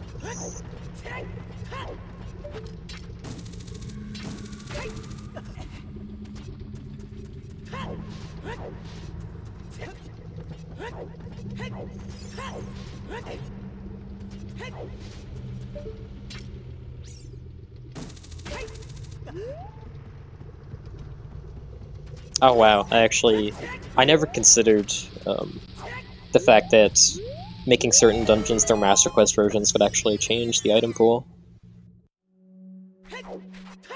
I think the biggest thing is that would put more bomb shoes into the game. There's a lot of weird spots to get bomb shoes in Master Quest. And we have the Lens of Truth, which, the only thing it logically unlocks in these settings is the treasure chest minigame in the market, which we know has nothing because we have a hint that says so. JFM getting the other copy of the 30 gold sculptureless hover boots hint. Yeah, due to the way tournament hints are distributed, there's two. There are two different iterations of each hint. Yeah, so there's a bunch of guaranteed hints for particularly bad locations, which are 30, 40, 50 gold sculpturellas, and I think Big Goron and Big Pose in these settings because you need all. And Frogs 2, which requires every Grey Note song. And I think there's others I'm forgetting. But there's at least 2 copies of each of those hints. So in case one of those is required and you don't happen to check the exact Gossip Stone that has the hint, it has another one. Side doing it, I just really want to point out like how weird this game is with the pots. But what Side did there was he broke that pot with the bomb drop in it, and then went back and forth through the tunnel to reload the room, and then broke the pot for a second time to spawn another bomb drop. So the pots in dungeons, they're empty of their contents once you pick the contents up. But I guess there's nothing in the game that says that you can't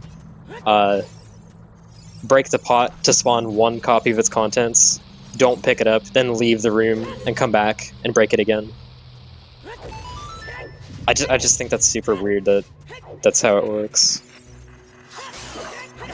In a Link to the Past, it's picking up the pot that actually sets the flag to get rid of its contents in that dungeon visit.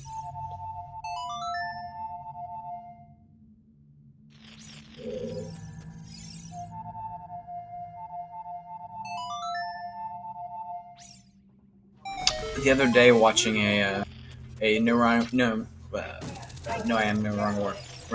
I learned that there's actually a bomb chew strategy for King Dodongo without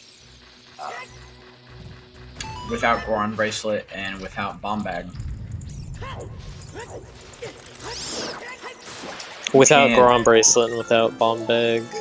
Yeah, it requires double the amount of bomb chews, but you get a ground jump off of a bomb chew using the bomb flowers in the corner of the room, and at the same time you pull out a bomb chew, because normally you can't pull out items.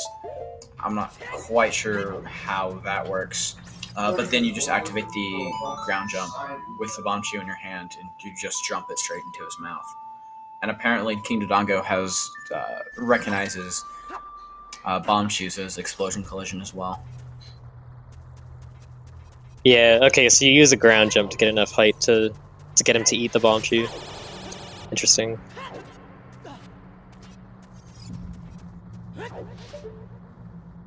I've done that as child with hovers.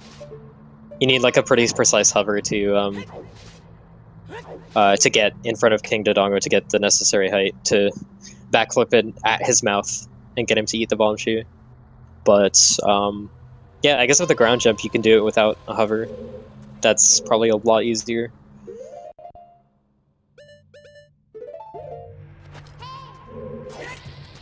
King Dodongo's child is basically like never comes up in Randomizer, now that I think about it, because of Open Door of Time.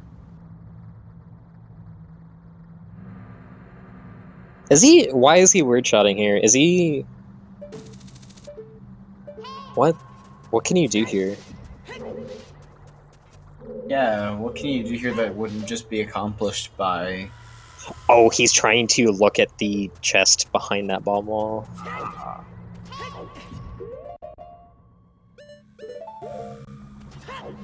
God, this game is weird.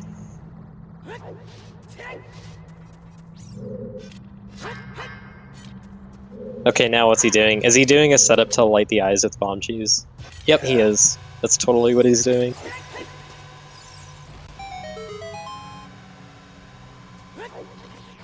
Yeah, bleeding blue, that's a really good way to put it. It just looks like you're dunking the palm chew into his mouth. That's funny.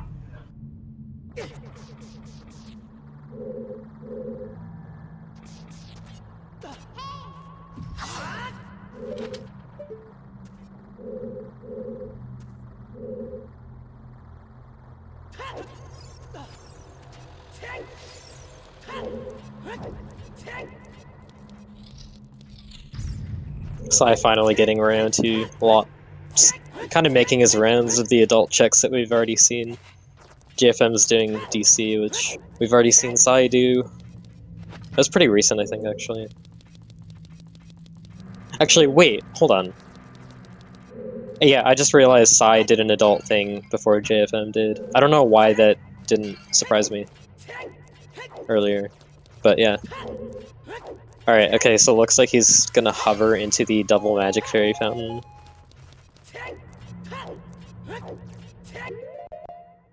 I don't know how hard this is. I've never done it myself, but I imagine that it's somewhat annoying with that text box there.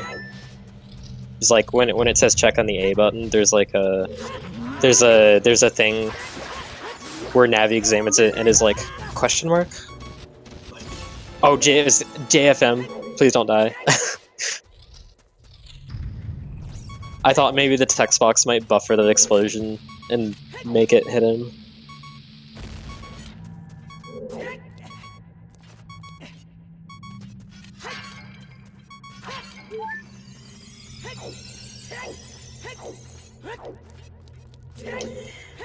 JFM gonna get a safety fairy there.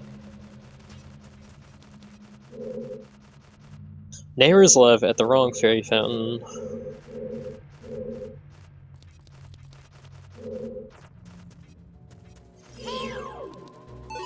That'll be the only really use for Nehru's Love, and especially in No I'm Wrong. There's no real use for it normally, but the only possible use for it would be if PsyMarth forgets how to Hess at all. Hessing with Nehru's Love is extremely easy. I thought of one possible use for it, so actually I'll explain a bit what Nehru's Love does. It basically gives you invincibility, and a lot of the tricks to move fast, like Super Slide or Mega Flip or stuff like that. They partially occur because of Link's invincibility state. Near the end of his roll, he has a few frames where he's invincible. Nehru's Love actually mimics the same type of invincibility, so it lets you do those kinds of glitches without doing a roll. And it also makes the timing window for them way, way, way easier. And the one thing that I have actually thought of doing, using Nehru's Love, is using it to make it easier to Mega Flip off across the Gerudo Bridge, because that Mega Flip is incredibly precise. But there's really nothing. That's actually a pretty good use for it. Yeah, the Mega Flip there is like, if you do, there's a very, very precise setup to Mega Flip across the bridge without ISG. With ISG it makes it quite a bit easier, but it's still pretty hard. But like, it depends on an in-place side roll, so that you don't actually move forward at all. So if you don't do it exactly right, you're gonna fall. But Nehru's Love would make you be able to do it in place. Nice rock on PsyMarth's side. That was That actually reminded me of like Castle Collapse Void Warp Trolls. With rocks spawning at the worst possible times.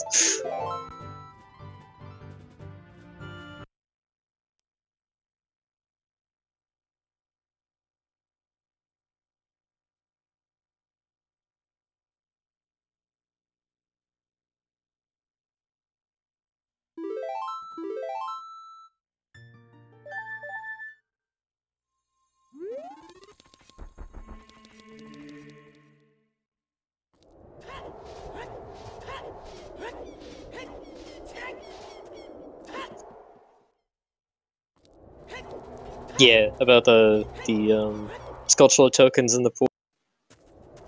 Like Squid said, it's just the dungeon ones. There are 44 of them, I believe. So there are 44 random sculptural tokens in the pool now.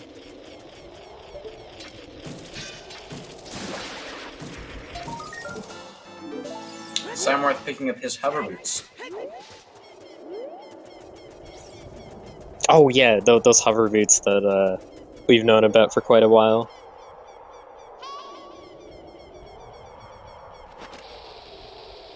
Hover boots are so good for making a lot of glitches easier. JFM doing a bomb clip. I don't know how precise that is. I haven't really seen, but this gets this check without golden gauntlets. Fire arrows. I don't think actually he doesn't have Din's fire, does he? No, he does. JFM. Yeah, we got Din's fire and water. Okay, so those fire arrows aren't super. They aren't going to be super helpful. Since he's now the one with both fire sources, but I forget where Din's fire was actually. Oh, it was in Water Temple. In the what was like. So I don't know how relevant fire sources are going to end up being. We don't need Din's to get into Shadow at all, or Nocturne. Shadow's a stone anyways, but like in general, that's one of the like biggest item gates is all the stuff you need to get into Shadow. And with glitches, we can just get onto the outside seam of the graveyard, seam walk, jump over the door without loading it.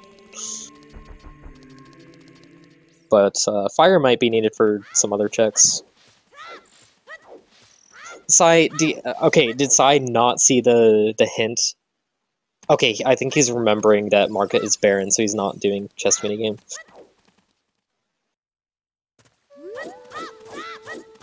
But he definitely equipped the lens, I think intending to go there. So, at least he does remember the hint, that's good. PsyMarth has spent a lot of time going for checks that that we all know don't have anything, not just because we have a JFM screen, but also because of the hints and rule sets. Personally, I feel like PsyMarth isn't like routing aggressively enough in terms of like pushing forward and going for stuff that that his items that will open up.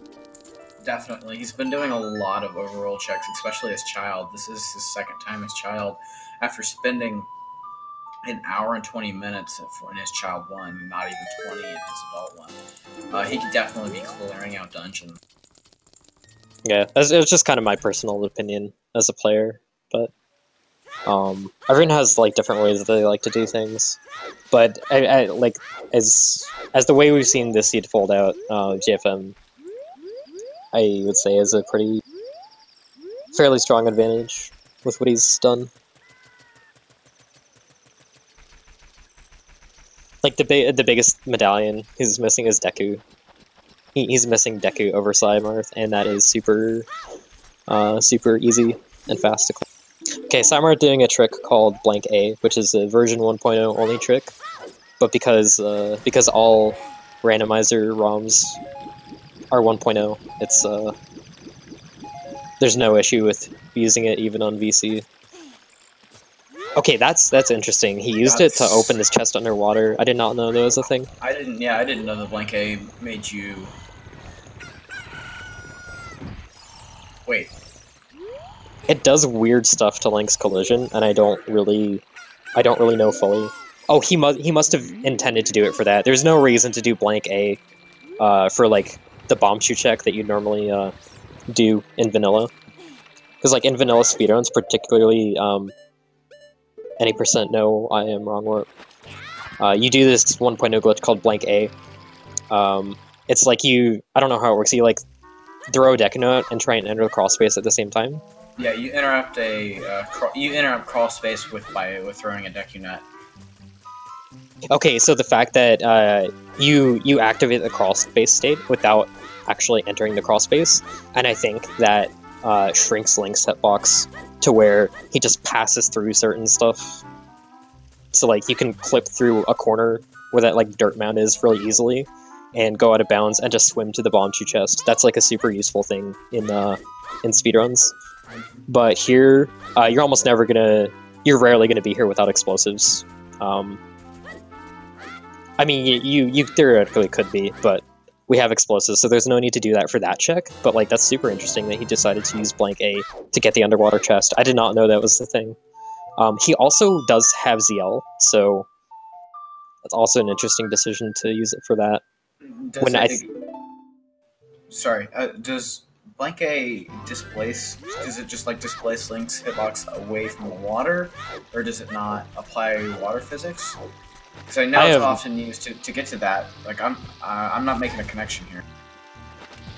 Yeah, honestly, but I would guess that in the crawl space state, Link isn't programmed to interact with water.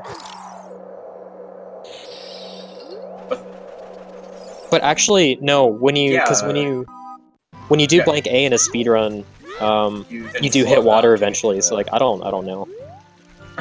Maybe okay, it's a function of side hopping into it. Because like, you know how, like, maybe it's like a cutscene dive kind of thing.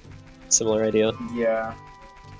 I mean, I guess we could always ask PsyMarth in the interview, see if he knows. There's the adult's wallet. Yeah. Well. A lot of major items, not necessarily Way of the Hero items, but major items in the bottom of the well. Oh, he's got both tunics already, so probably not going to help him too much. Yeah. JFM is getting this weird egg-locked stuff now, though, which I think was just... Oh, it was Requiem. Requiem was actually fairly big. But yeah, it's just interesting to me that Psy decided to do that, considering he has ZL, and playing it is just going to be more efficient, I think, for clearing the dungeon. I guess it's a strat you could do if you don't have it at all, because you can get all the underwater chests. You can probably get all the underwater chests with that trick.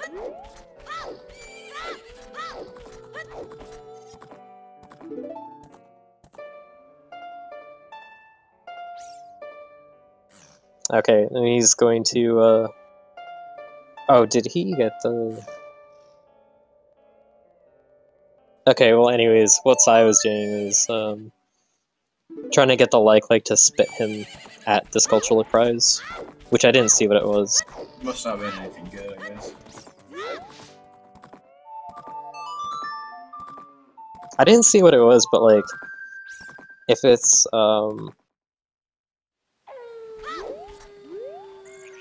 I feel like it'd have to be something you want to go through the effort of doing that.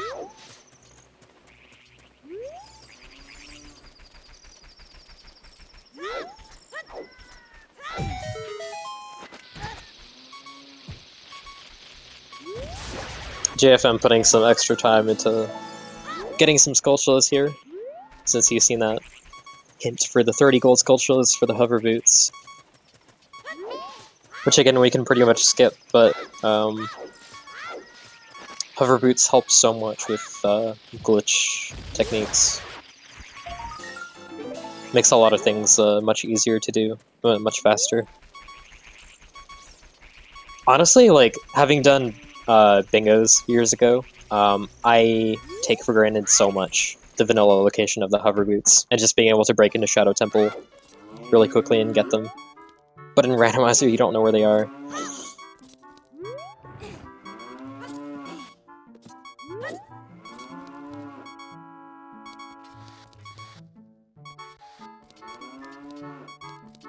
Oh, nice. JFM going all the way back here to grab this gold sculpture token. I guess that's another reason that I'm on team open small chests, is that sculpture tokens are in small chests.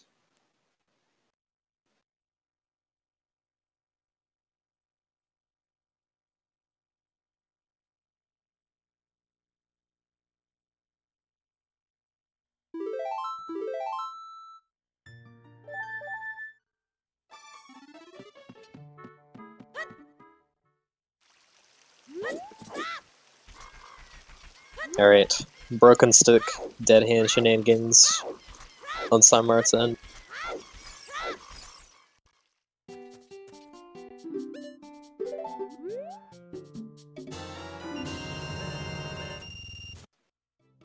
JFM's finally buying a Deku Shield at an hour and 50 in, so... Joining the dark side of Team Buy a Shield. I mean, I think... Isn't like Team Buy a Shield really about the Hylian Shield? Yeah, mainly.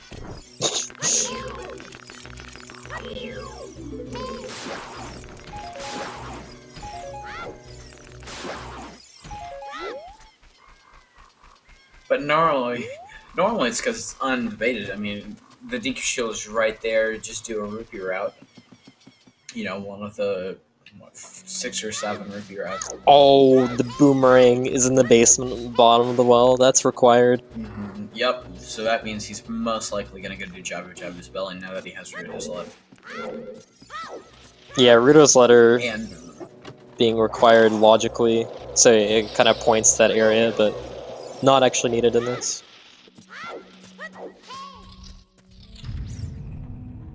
Actually, no, so I think in vanilla, like, technically, if you had Ruto's letter, it'd still be faster to clip past KZ. But... oh, definitely. but in Rando, those cutscenes all get skipped. Well... So is that no mode? We don't need to beat fire, so we don't need the hammer. So yeah, I think that might be no mode. Yep, looks like it. The biggest things that the glitched races hinge on. Well, I guess we need bow. Oh, you're right. We still don't have a bow. What's up with that? That's crazy. There are 3 bows in the game, and we somehow don't have one. Yeah, what kind of runners are almost 2 hours in and don't have bows? I'm joking, because it's not their fault. I got yelled at in the comment section of one of the VODs that Speed Gaming posted to YouTube. So I made a joke like that, and they're like, "It's not the runner's fault." I'm like, "Yeah, it's a joke." That's pretty funny. I mean, maybe they just can't afford a bow sound system.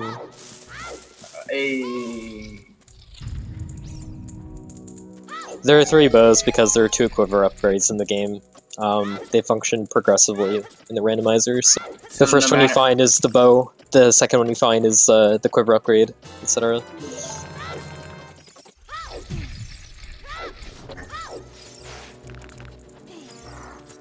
That's just to handle stuff like, mainly for, you know, long shot, so you don't get the long shot, and then later in the seed find the hook shot, and then be screwed over because now you're stuck with the hook shot.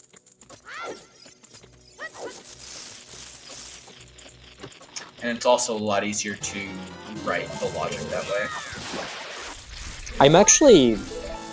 I don't think it is. I don't think it really matters, honestly. Well, if you pick up the long shot, you know, if in a world where... Oh, sorry, for long shot, you're right. I meant, like, capacity upgrades. Oh, no, that one's just because the devs are nice and don't want to have 3... I guess there would be 2 magics, so, you know... I think 2 magics are fine, but, like... Oh, yeah. Bows and bomb things and stuff, like, this is a very different decision from the way A Link to the Past randomizer works. So, I mean, A Link to the Past randomizer doesn't even have the capacity upgrades in the pool anymore, but even if you did get them, like, they wouldn't give you bow or anything like that. There's also Silver Arrow, the Silver Arrow upgrade. And I was thinking, like, they could have done something where there are 2 bows in the game, and the first one you find is the regular one, and the second one is Silver's. But what happens when you pick up Silver's in Link to the Past Randomizer for the arrow upgrade is you just have them as soon as you find the real bow, but they're useless until then. So that's easily how the capacity upgrades could have worked in the randomizer, and that's actually is closer to how they work in vanilla for OOT. That you can, like, for instance, you can, if you've ever wondered why we can do the slingshot game check without the slingshot in randomizer, but we can't do the adult archery check without the bow, it's because in vanilla OOT, the slingshot archery game will give you, it will just straight up give you the 50 bullet bag if you do it without a slingshot, because the only thing that it actually checks for is whether you have the 30 bag or not. If you have the 30 bag, it gives you the 40, and that's the special case. But if you have anything else, even 0, it'll default to the 50. Because it assumes that, oh, if you don't have the 30, it must be the 40, right? The adult archery is not programmed very well, and if you don't have a quiver, you end up getting like a glitched quiver that holds a weird amount of arrows, and actually, no, I think if you don't have a quiver, you get a weird glitch where you can pick up the archery guy. Yep, ass chest and archery pickup. Yeah, so those have very, very strange behavior in vanilla if you do them without a quiver. But the slingshot game actually works somewhat normally, but it doesn't give you a slingshot. So, like, it would technically be closer to vanilla behavior to only have, like, the 1 bow, and just have the others be useless capacity upgrades until you get them. Yeah, if you've never seen the trick call nicknamed Ass Chest, then I would recommend looking up ZFG's Glitch Exhibition, AGDQ. I think he's done it every time he's done a Glitch Exhibition. That glitch is really funny.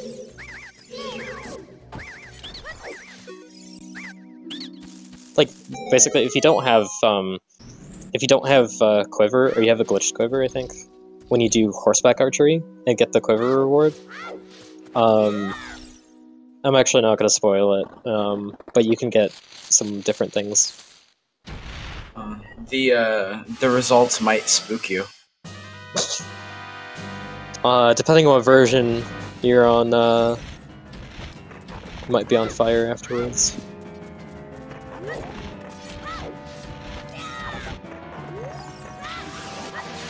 Like, okay, like, for whatever reason, on version 1.1 and on GameCube, you get fire arrows from doing that instead. I don't know why, it's so weird. And if you do it on Master Quest, you get a bomb drop.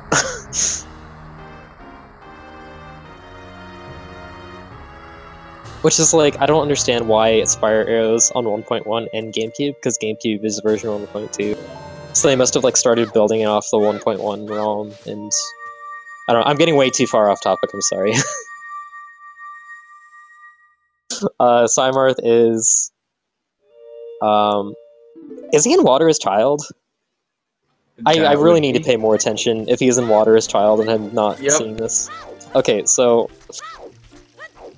the way he must have gotten into water was by doing a clip in, like, I guess the most likely is, like, he probably did a clip in the lab in, like, Hylia. Yeah, he did the lab clip. Alternatively, there's another clip from using your position from the Serenade warp.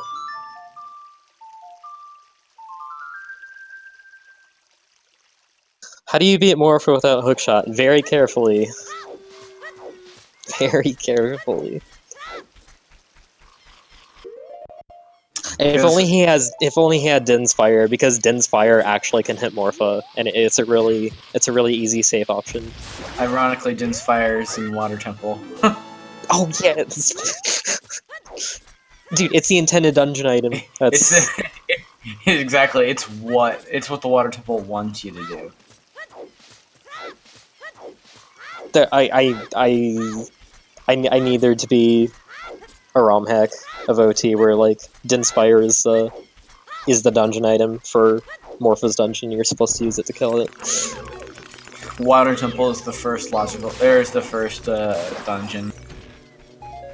Like that's actually not far-fetched. Like, it's not difficult to do that. It's not, it doesn't require a glitch or anything. But, like, wow. I'll go hit up Australava. Yeah, no kidding. So ISG with Deku Stick has a huge range. And also, as we discussed earlier, it does a lot of damage. Casual cutscene dive. Probably the scariest thing about Child Morpha, or, you know, hookshotless Morpha, is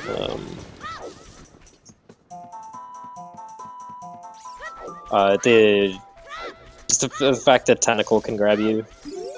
And also, if you're late into the fight, like if you've damaged Morpha a lot, he starts spawning a second Tentacle. I can't remember if he ever starts spawning a third, but there end up being 2 of them later in the fight. I did low percent MST runs years ago, and Child Morpha was in one of those routes, and we had Kukiri Sword and no Deku Sticks, so that was actually really awful.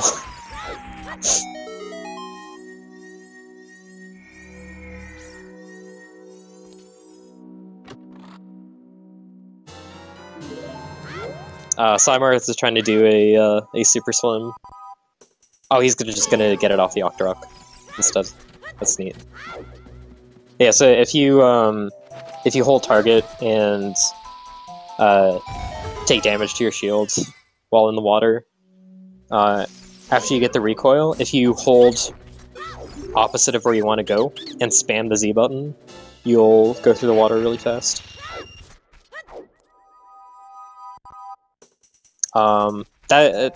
Doing it off of damage, I think, is actually an infinite super swim. You can get like a finite super swim off of jump slash recoil and carry that in the water for a bit, but it doesn't last very long.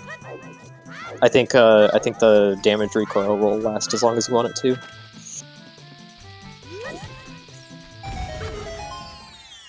Okay, so moving KZ, he's gonna go do Jabu. This is the only thing JFM needs left to find is, oh sorry, we still have the bow, but it's the last thing he needs in terms of getting medallions is the boomerang. Boomerang, hammer, and mirror shield are the most important unskippable items in Glitch Seed. Well, and bow, because of enemy damage limitations. Those are like the main things that you can't get around without item manipulation.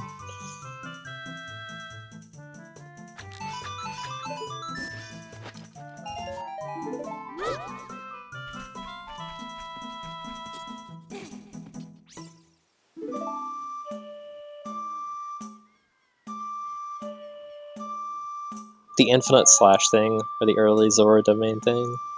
Infinite Zora glitch is actually, like, it's pretty easy. You might need some practice on, like, doing it on a sign first. But you crouch stab and interrupt the crouch stab with an action. With an interaction, I guess. And the timing that you do it is like the last frame before Link finishes retracting his sword. So like if you do like a punch forward to simulate him crouch stabbing, it'd be like on the frame that you are basically done pulling your arm back into your body.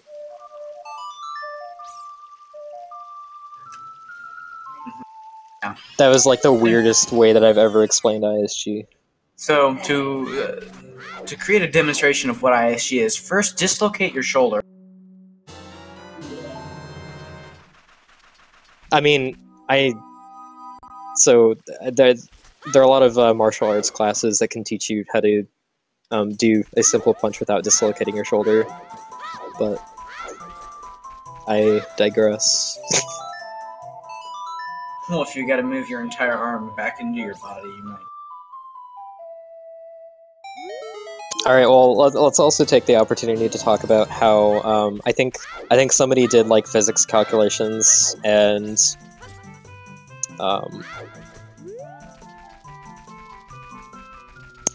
concluded that if the hookshot actually existed, it would break Link's arm if you tried to use it. Yes, game theory. Oh, was that game theory? Yeah.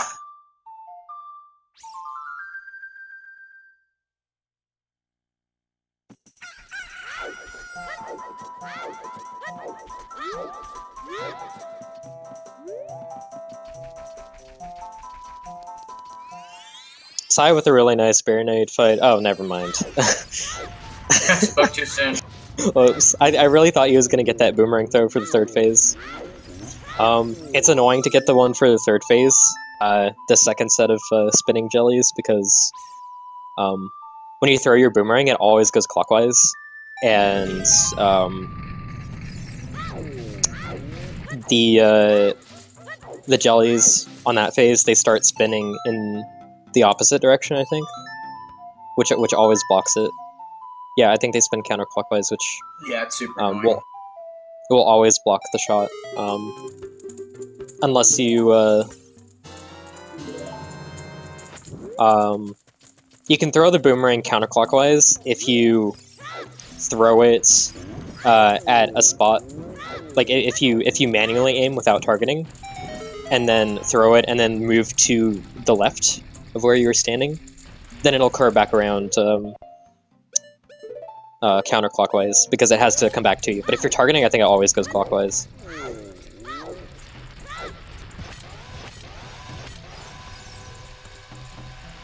What are those bomb shoes, JFMs? They're getting big rolling Goron. What? Oh, okay, wow, that's a neat way to do it. I have not seen that. I think there's, like, I haven't paid much attention to this game in the past few years, but I think there's probably a lot of, like, bingo strats that people come up with that I haven't seen yet. Is that, like, that's gotta be, like, the earliest that you can trigger him in the tunnel, because he has to be in the tunnel or he won't give you the bomb bag.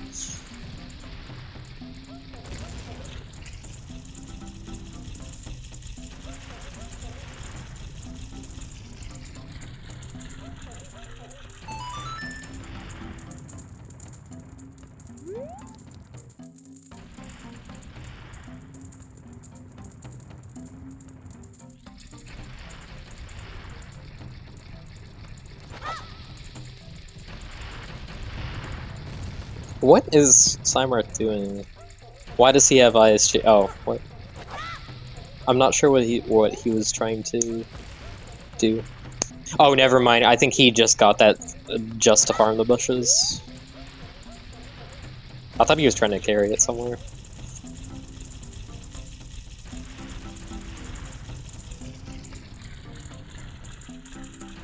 We got the Goron base check. I really hate this check. I hate it a bit less here because it has a mirror shield. I thought that was an ice trap for a second because the rupee over his head was completely blocking the mirror shield model. So it looked like he was holding up nothing.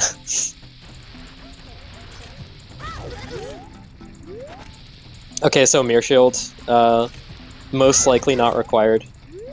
Actually, I think we know it's definitely not required. Well, the only available bow could technically be behind it, and then the rest of the bows could be behind that bow, maybe. But that's grasping at straws.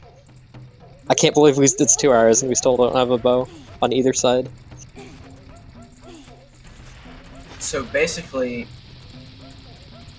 both parties are looking for a bow, and JFM is looking for his boomerang. Yeah. So at this point, in my opinion, PsyMarth has everything he needs to complete Force Temple, whereas JFM does not, and they both need a bow. So honestly, I'd probably say that PsyMarth might be a little bit ahead. Yeah, I think you're right, actually. And I was saying for so long during the seed that that JFM had the advantage because he seemed to be doing stuff just a lot more efficient. So I spent so long in Child and was finding a lot of nothing, I think. But this boomerang, like the boomerang is huge. Like again, boomerang, hammer, mirror shield, stuff like that. When they're required, they are not circumventable, so they completely swing the direction of the race. Those are the things you always hope that the way of the hero is pointing to in Glitched, because the hints can still point to stuff you don't need, like Rudo's letter. Or Pharaoh's Wind, Kappa. I can't believe that's actually possible, but it's like it's so out there. It's literally one check. Only one check. Imagine your log being, you looking at your log, and being like, wait, hold on, how am I supposed to get up there? I don't have long shot. And realizing, posting in the Discord, and having them tell you, yeah, it's logically required for heroes.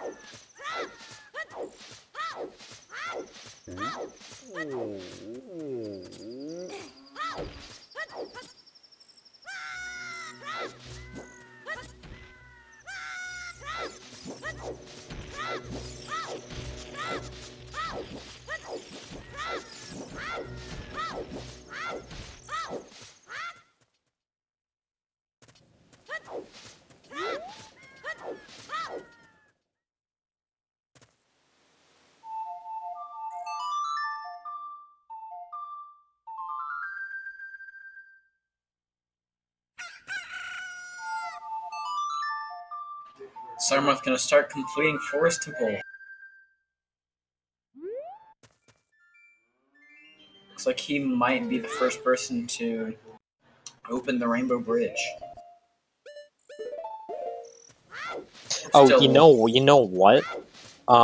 There could very easily be a bow in Gaina's Castle with all the checks there. It's not going to be the first logical bow, since Forest logically requires it, but could be an upgrade. Definitely.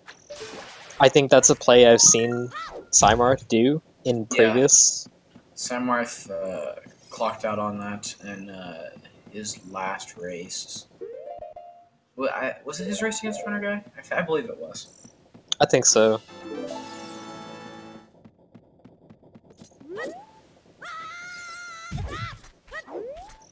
It doesn't matter if Gaina's Castle is barren, because the capacity upgrades can still be in barren locations. PsyMarth doing a ledge clip there. Like, did we actually get a hint that the inside of Gaina's Castle is barren? Because I never saw that, but even if that's true, yeah, the bow could still be there. JFM finally picking up his light arrow.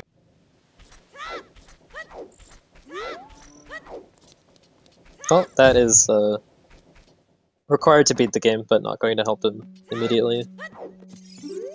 That light arrow spot is really not a very bad one to miss and be pointed to by the hint. Well, actually, yeah, no, because the hint is going to tell them it's in Kakariko. JFM getting his hover boots.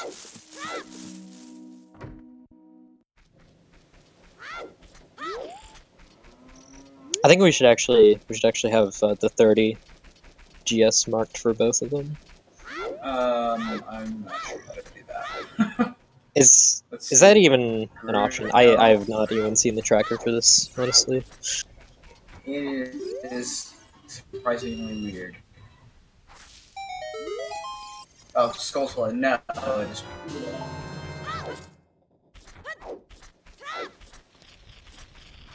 Is that our... That's our first, No, that's our second bomb bag upgrade. No, it was biggest.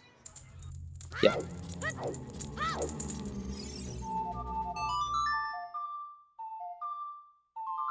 The only thing PsyMarth is looking for right now is the bow, I think. Like, yeah, just a bow. Yep. These are pretty quick. These are fairly quick checks in Forest. He has 3 keys, which means that, these are probably going to be items. But I see him going to Phantom Ganon really quickly after this. JFM is the boomerang behind, basically. It's in the bottom of the well. So he's gonna have to do that. And oh, we have Psy's randomized music going on, I guess. So he's gonna have to get that and beat Jabu. So the amount of time that takes, and whenever he decides to go to the bottom of the well, he's child, he's near Kakariko, so I wonder if he's gonna do it soon.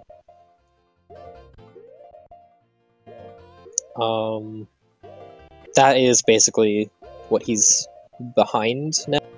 I think he's gotten more checks in general than Psy has, so when it comes to finding the bow, when he gets Boomerang, this might even out. Psy is not done for us, no. He's inside it right now.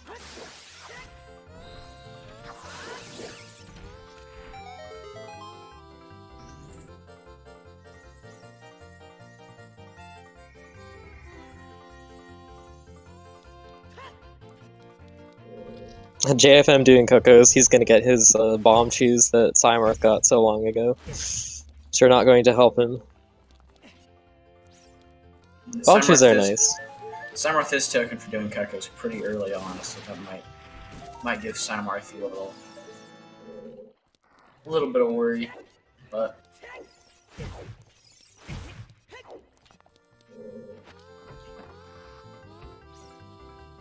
I just now kind of remember. I just now noticed that water temple on the tracker is abbreviated to WAT.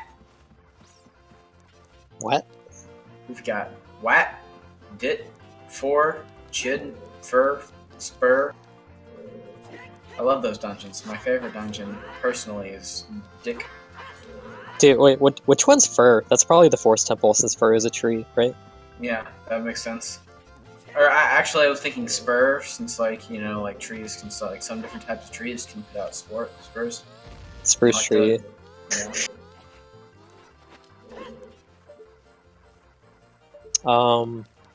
DT, Deku tree. That's a tree. No, yeah.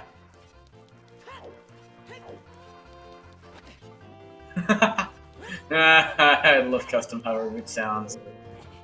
What sound is it? I missed it. It's the Goron falling, the Goron Ruby cutscene, the whistle. Oh, that's pretty funny, actually. I really don't like randomized music, but I think I might actually start randomizing some of the sound effects when I play. Yeah, the randomized music definitely takes a little bit of getting used to. And they definitely changed some stuff in 4.0 as far as how loud different places are, so that it's not the actual songs that determine how loud it is, it's the area. So that, like, I've had Forest Temple music just blasting in my ears in the middle of Hyrule Field. But the development team has definitely made it a lot easier to handle. I never realized that was a thing. That's like it never occurred to me that if like Lon, say, in Forest Temple right now was at its normal volume, it never occurred to me that that would be like really not like really different. I guess like because dungeon music in general is just supposed to be ambient. Yeah, it's just background kind of. Yes, it sets the mood of the dungeon. Whereas, Hyrule Field, it's literally all you're listening to. It's all you're doing besides walking. I think that must be why I used to find randomized music so offensive. Oh yeah, I couldn't stand it. But they changed something. I love it. I do it almost every time.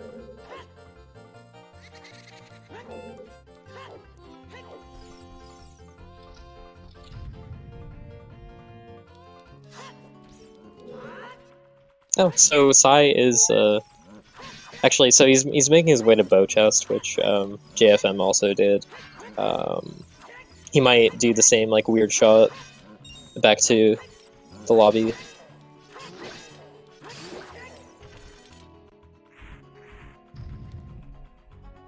Was JFM trying to ISG like Coco dive into the wall before? I think I caught that, but wasn't paying full attention.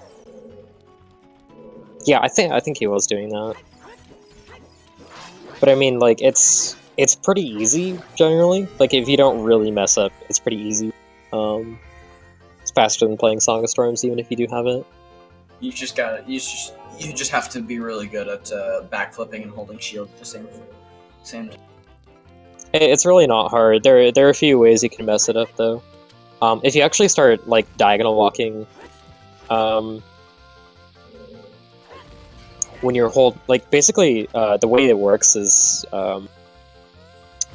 when you pick up the Coco with ISG, you basically instantly enrage it because, excuse me, wow, because obviously you're hitting it so many times with your sword, but it doesn't get a chance to actually activate its enrage until you stop hitting it with your sword, I think is what that is.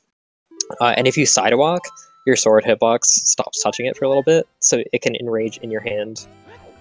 And then there's also, like, if you shield and don't backflip in time, then that also gives it time to enrage, which might have been what happened. No. Or that's one thing that could happen.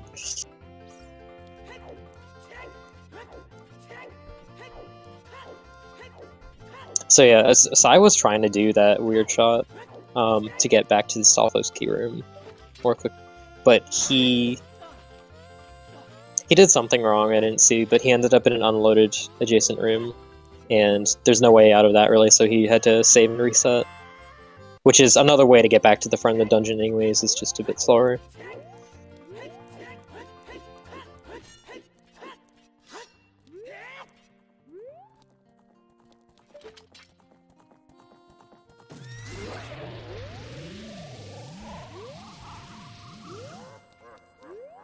JFM is gonna find his boomerang pretty soon. Then he'll be off to Jabu. This is really like, this is a race to the bow more than anything, wherever that ends up being. If there's one in Ganon's... just execute. Yeah. Sorry, go ahead. If there's one in Ganon's castle, then JFM, or sorry, if there's one in Ganon's castle, then PsyMarth probably has this, because JFM has to find his boomerang, and then he has to go through Jabu, which getting there and beating it still takes a fair bit. Psy's about to get his 6th medallion, so get your get your numbers in chat to guess which chest Ganon's castle boss key is gonna be. Gross.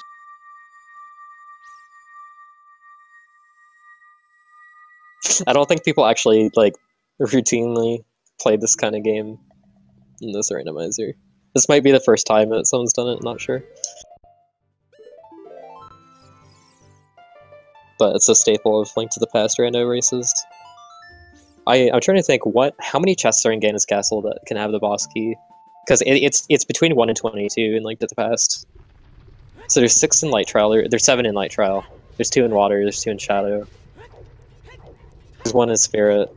So 7, 9, 11, 12, 13 in the Central Tower. I think there's 13. Hold on here, I'll pull it up. I'll just load my the map tracker. Nice. I like that the fire boss music is in Fire Temple.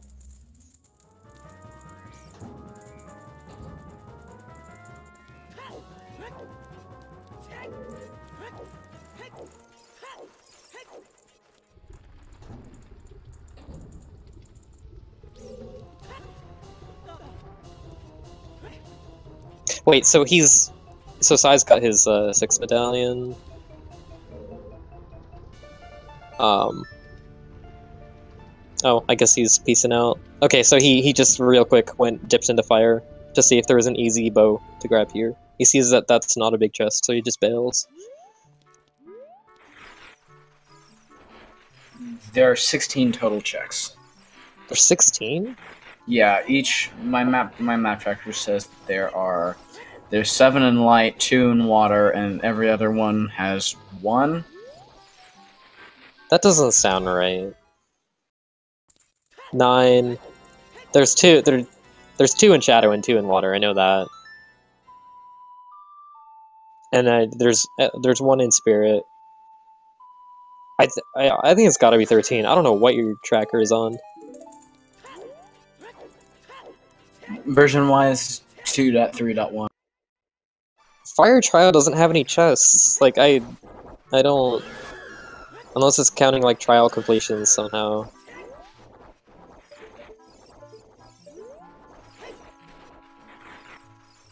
I think, oh, Force Trial might have a chest? I can't remember. Yeah, so Force Trial has 1. It says Water Trial has 2. Shadow Trial front has 1. Shadow Trial back has 1. Light Trial front, Light Trial back, 7, 1. Spirit Trial front, 1. Spirit Trial back, 1. And so I just didn't read the names, and so I just assumed the rest of them were at least 1. Yeah, so Ganon's Castle, or Castle Tower, the normal boss key, 2 in Spirit, 8 total in Light, 2 in Shadow, 2 in Water, 1 in Forest, and it just displays them really weird on my screen. Okay. There are 0 in Fire Trial though, right? Yeah. Is the back of Spirit Trial one behind the Mirror Shield? Does it require a sun? Or yeah, I think it requires a sun.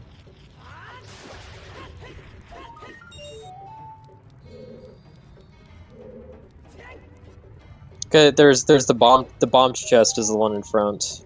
Yeah, I think it does. I don't remember there actually being a chest there. I know there's one in Master Quest in the back that requires a sun, because that is where gold gauntlets are in Master Quest. So I wonder if your tracker is counting for MQ in any ways. But like I can't remember if it separates MQ, and I can tell you how many there are in Master Quest if you want. Okay, sure. Okay, so side diving stone dungeons, looking for that bow.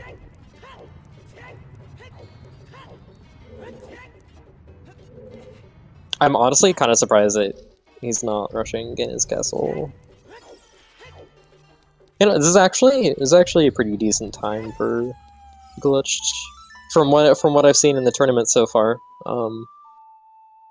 Assuming we find that bow quickly, I really can't imagine it's going to be terribly long before we find it. There are 3 of them in the game. Yeah, there are 14 in Ganon's Tower Master Quest.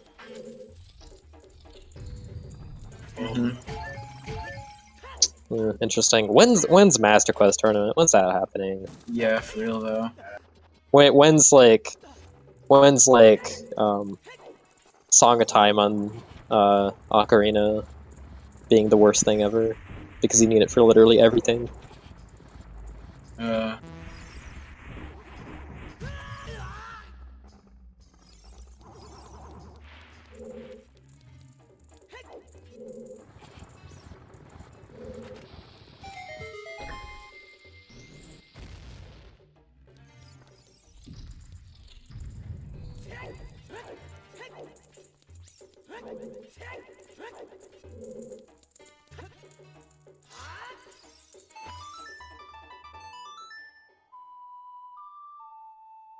Okay, JFM's gonna place Along the Storms to check Frogs 1.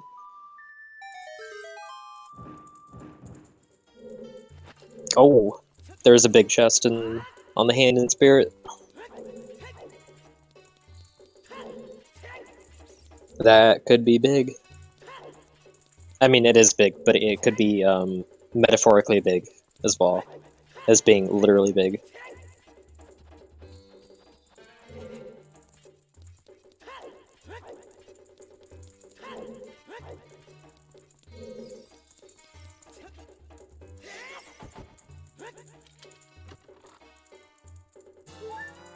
Just Heart Container.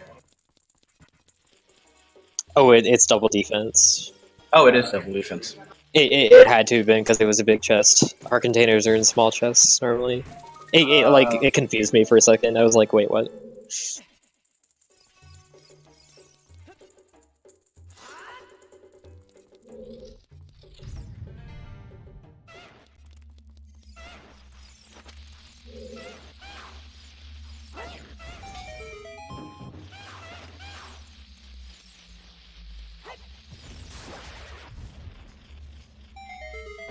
Oh, there's a key. I'll probably pick that up. Okay, I'm very curious what JFM's next play is going to be. Kakiri Forest on the way of the hero. Thanks, game.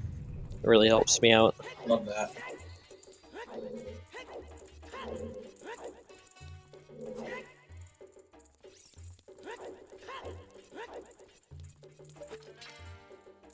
Now, you have to remember that wherever the boat, it is in logic with fairly low amount of items. Perhaps the hookshot, meaning, could be a adult dungeon, a gold skull soul in an adult dungeon or something, but it was in logic fairly early in the seed, so that might kind of hint as to where the bone might be. Wait, sorry, how do we know that it's in logic early in the seed? Because we needed it to be fire, or not fire, what am I saying? We needed it to be Force Temple. Yeah, but... And the only other check for Force Temple, or the only other required item for Force Temple was Hookshot, which we got fairly early on. Well, but beating Forest Temple itself didn't block anything.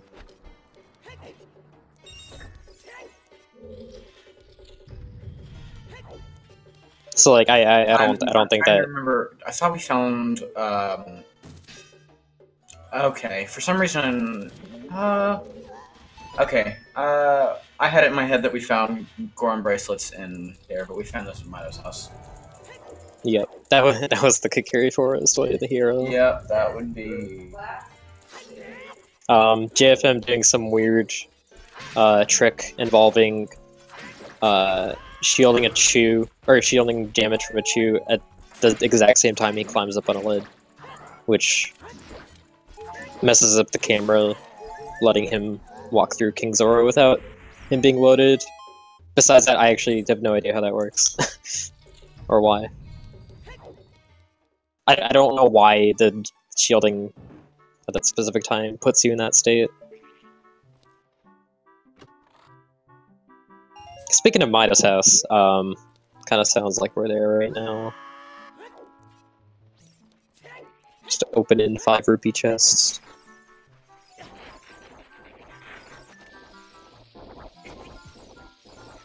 Okay, we're, oh, what is J? Oh, he's checking the... JFM's checking the Skulltulas in the basement of Jabu Jabu, which is a really good... It's a really fast way to get 2 checks right next to each other. I didn't see if PsyMarth did this. Oh, okay, he definitely didn't. So those are Silver Gauntlets. Where... I don't know how to track Silver Gauntlets.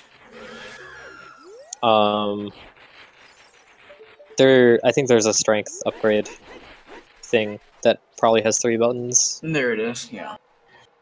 It's in the big pile of things that other has 3 buttons. What is PsyMarth doing? Why is he doing this? Is he doing... I have no idea why he's doing this. Oh, he's damage buffering, I think. Yeah, you can't damage buffer off of an enemy. Oh, yeah, you need like a continuous damage horse, like from an explosion. Yes, the thing that runs continuous. Why is he doing this, though? Oh, he's doing it to get back on the hand on Spirit Temple. That's why he's killing himself. Okay, glad we cleared that up. I was like... Because I was thinking of the Skulltula, I was thinking, why does he want the Skulltula that badly? Okay, so he's going to hover slide across to get the Silver Gauntlets chest.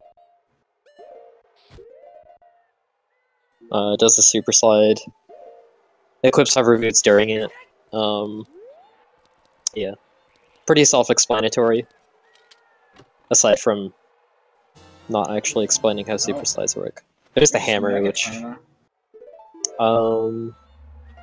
how far into? I don't think he didn't go. Nobody went too far into fire. Did Yeah, everybody just went and looked at that first chest and noped out. So there's not necessarily a reason, as far as I remember, for that hammer to really be available. Doesn't mean there is anything behind it, but you know, there could be the reason why. Yeah, we need a bow for go mode, and that's it.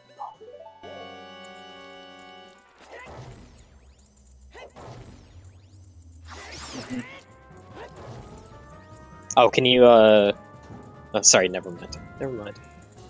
Do I need to check something? No, I misread something, that's all. Huh?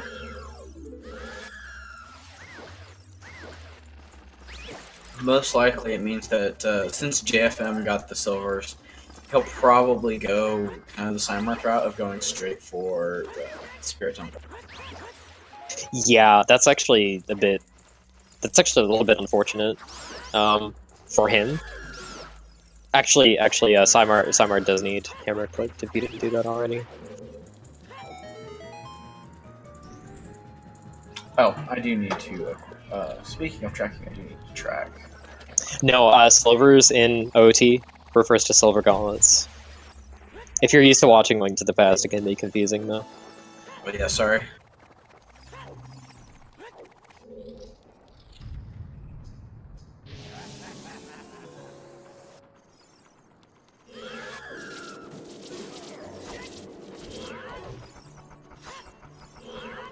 Oh, wait, PsyMarth, what are you doing? Okay. I was like... So, hammer does 0 damage to Flare Dancer. So if you do, if you store a hammer hit in your power crouch stab, and you stab Flare Dancer, the stab is going to do 0 damage. He's going to flash red and act like he got hit, but it's literally going to do no damage. And he's just going to run around like you hit him, but not actually take any damage. But the good thing about hammer there that you saw is if you hit the hammer on the floor or on the wall with the crouch stab, it knocks Flare Dancer out, just like a bomb or a hookshot would.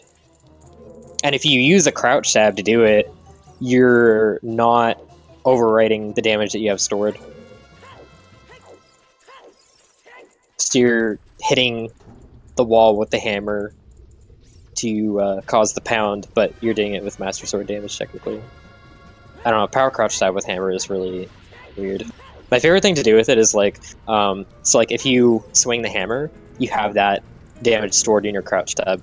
So if you go and crouch stab a rock, it breaks the rock. If you crouch stab a bomb wall, which you can break with the hammer, it will break the wall.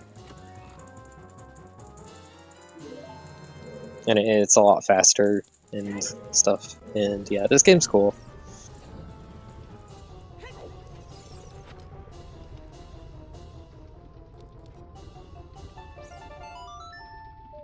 Okay, he's gonna play Song of Time to get this block down here to check the Skulltula up here.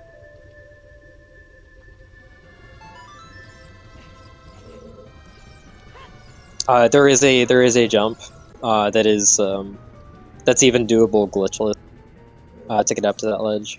It's a precise angle jump. But if you have a Song of Time, it's less of a pain. This particular angle jump is actually a lot more finicky than most of the ones that you see. Like more common examples of them that are used in Accessible are the jump to like the top of the Sacred Forest meta maze, or like I guess people do ground jumps for them if they have bombs, but getting on the block and fire is another one. The block in 2F next to the crystal switch.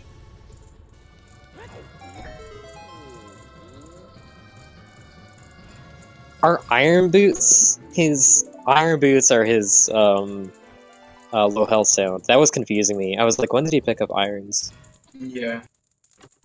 Yep, randomize the sound effects, and sometimes be confusing.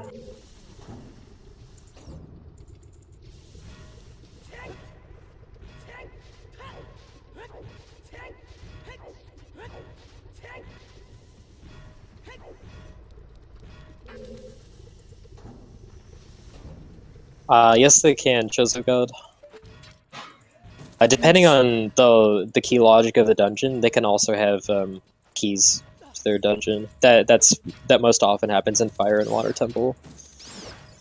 I very rarely come across a water temple that doesn't have a key on Morpha.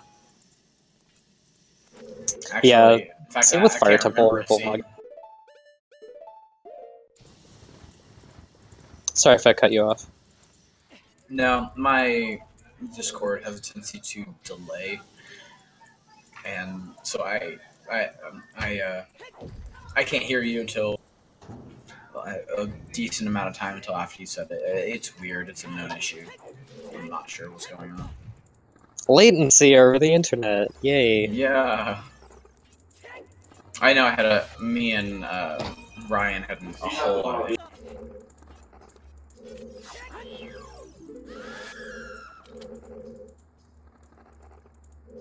PsyMarth is going to set up a block clip here. I have not seen that setup. Wow, that is really fast. He got ISG so that the bomb shoe would explode on his sword as he laid it down at his feet. But yeah, that's a really easy way to get to the... or, not easy. No, it is easy. It's easy and it's fast, and like, if you don't know how to do that block clip and you're in this tournament, you should learn it. Actually, like, so I forgot how to do it, because I haven't done it in years. And I looked up a YouTube video in my last tournament match while I was riding the block up the lava jet thing, and saw the video on how to do it, and I just copied it, and it worked first try. And it didn't look like I looked anything up, because I didn't lose any time. And PsyMarth got the bow! Oh my god. Nice weird shot to, nice unrequired weird shot, but just like to save time to not have to jump down, but... I mean, you don't have to jump down, actually. You can you can throw the bomb at the wall and check that skull shell without jumping down. But anyways, yeah, so, we have our bow. That's go mode. 242 in... Actually, pretty surprised neither of them went for Gaina's Castle. Personally. And Light Arrow cutscene was the Kokiri one. Light Arrow cutscene. Okay, yep. wow. Okay, I have to think. Why do you not check that instantly after you get your last medallion? Yeah. Like, I don't know. Like that. Well, just... he hadn't checked it since he did Forest Temple. Those are huge time sinks. Like, those are huge time commitments. Forest fire when they're stones, like, or Forest wasn't a stone, but like, in glitched it might as well be. Yeah, I've had like constant brain farts when I play this, so I'm not like really criticizing, but like, I'm just saying that's not a mistake I would have made in this situation. No, but yeah, he's so now he's got to find the boss key.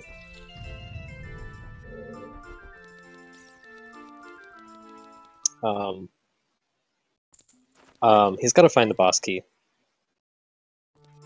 I'm actually not sure why he wanted to keep there. Maybe he forgot.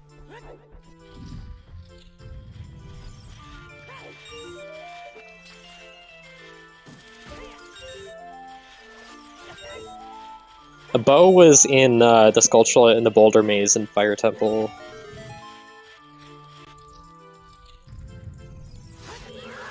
Quick clearing of the Silver Rupee Room in Spirit. So I guess, like, Light Trial is the densest location in whatchamacallit, in Gaina's Castle. Yeah, Light Trial, I'd say, is like the densest by far the densest room in the game. Besides, maybe there's the one room in Spirit. I like that he used Lens of Truth to look at that invisible chest and see what kind of chest it was. Not sure what he's doing now. Maybe he's doing a setup. I think he's doing a setup to super slide clip through the light trial block. This is probably something I should learn. Yeah, okay, there we go. Oh, I guess you don't even need hover boost to do that. That's really nice, actually. I need to learn that.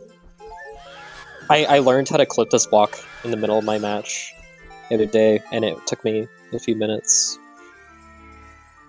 And that is a way easier way than I did. Oh yeah, I remember that. That was... So you had to learn how to do it with bomb shoes, right? I didn't have to, but the videos that I happened to look up used bomb shoes.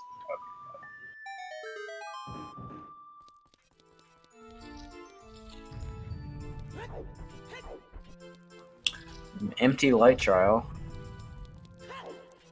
Not going light trial first is like, I mean, it is the densest, but I guess like spirit trial is closer.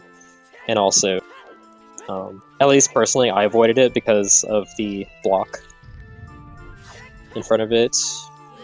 I mean, if you don't have to spend time clipping through it, Yeah, definitely. that might help. But, I mean, the way Psy did is really, really fast, so I guess that's not really consideration. I'm just being bad, that's all. So JFM's setting FW? Interesting. Considering the fact that I have yet to fully learn how to Hess, I don't blame you. Oh, JFM just did the Super Slide Clip 2 child side Oh, nice. of Spirit.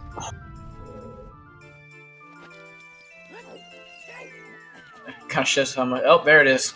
Oh, hello. Not a bad place for it. What would be a bad place for it, actually, it was in the back of Shadow Trial. The item set that Psy has is really, really... It'd be really, really difficult to get there, actually. Is he setting up for Trial Skip? I think he was setting up for Trial Skip with that bomb. Hey, well, hey, give the man credit. Maybe it was just a celebratory bomb. Maybe. I don't know, like, I'm just, like... I'm not really bashing him, I'm more just, like, I guess, pointing out the, like, more vanilla kind of muscle memory being experienced and doing stuff with that. Man, this Alpha strat was nice. It's a pretty standard strat. It's nice if you have Big Oron Sword, because the fully charged spin attack just kills them in both of the hits. Like it double hits already. Because of how long it lasts, but yeah, it just kills them. Yeah, I always... every single time I see that strategy, I just think, man, because it just looks clean. It looks... Yeah, you know it would suck if you didn't have magic when you came here. Yeah.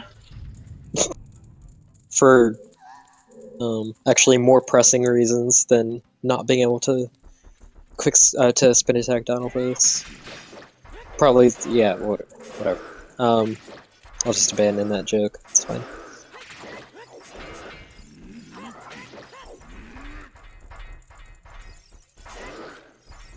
This is an interesting double Nux strat.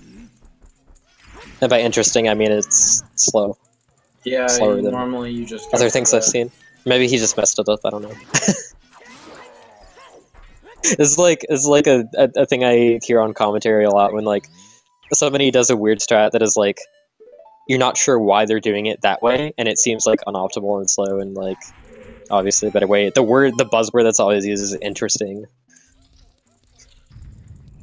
Yeah, interesting is just pretty much... It means I don't understand what you're doing, therefore... And I'm probably not supposed to say wrong. You're not supposed to do that strat. If it works, it works. Oh, nice boomerang throw. showing off the counterclockwise boomerang that you were talking about earlier.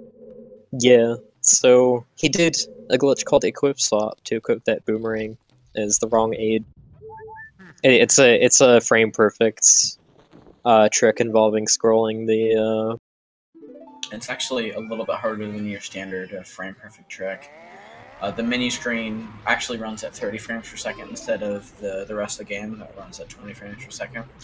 And so you have about a third as many frames per second, or 1 1/3 as many frames per second, as well as you also can't pause buffer it. So it's a pretty hard trick to learn.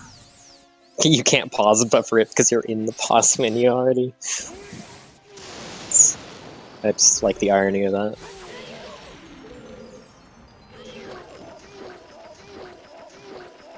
PsyMarth taking out the bow, because Link's standard idling animation with the sword often causes the sword hitbox to not actually stunlock Ganondorf.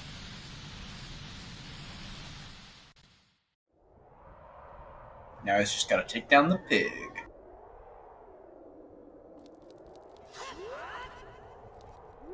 Storing a jump slash, or is he's just gonna super slide anyways? There's two ways to handle this, kind of.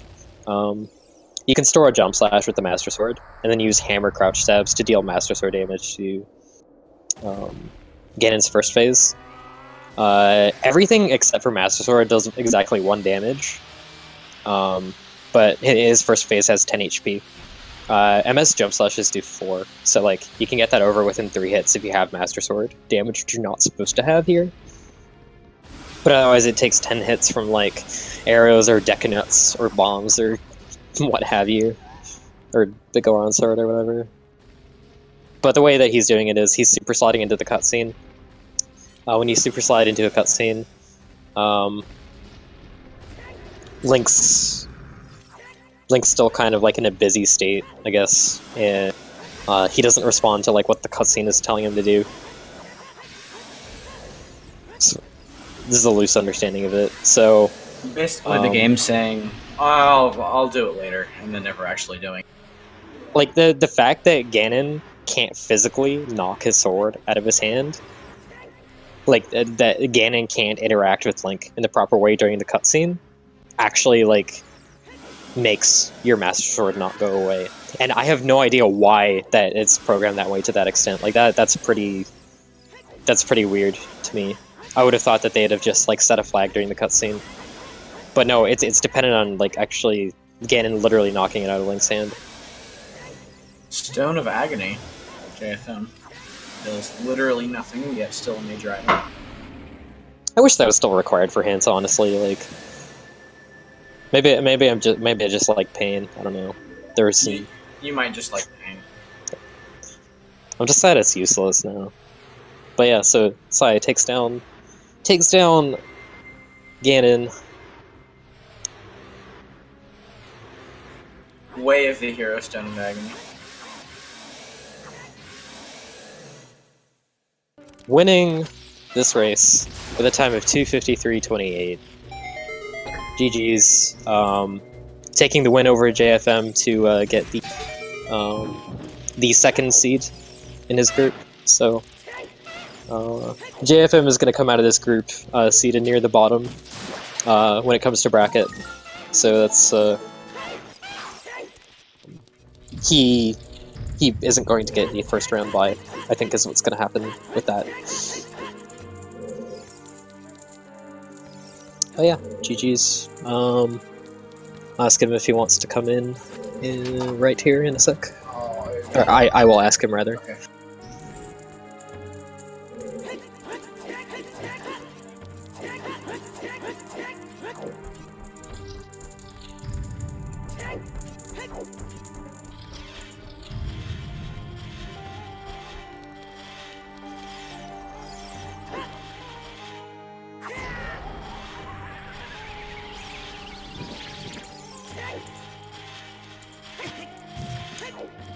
Hello?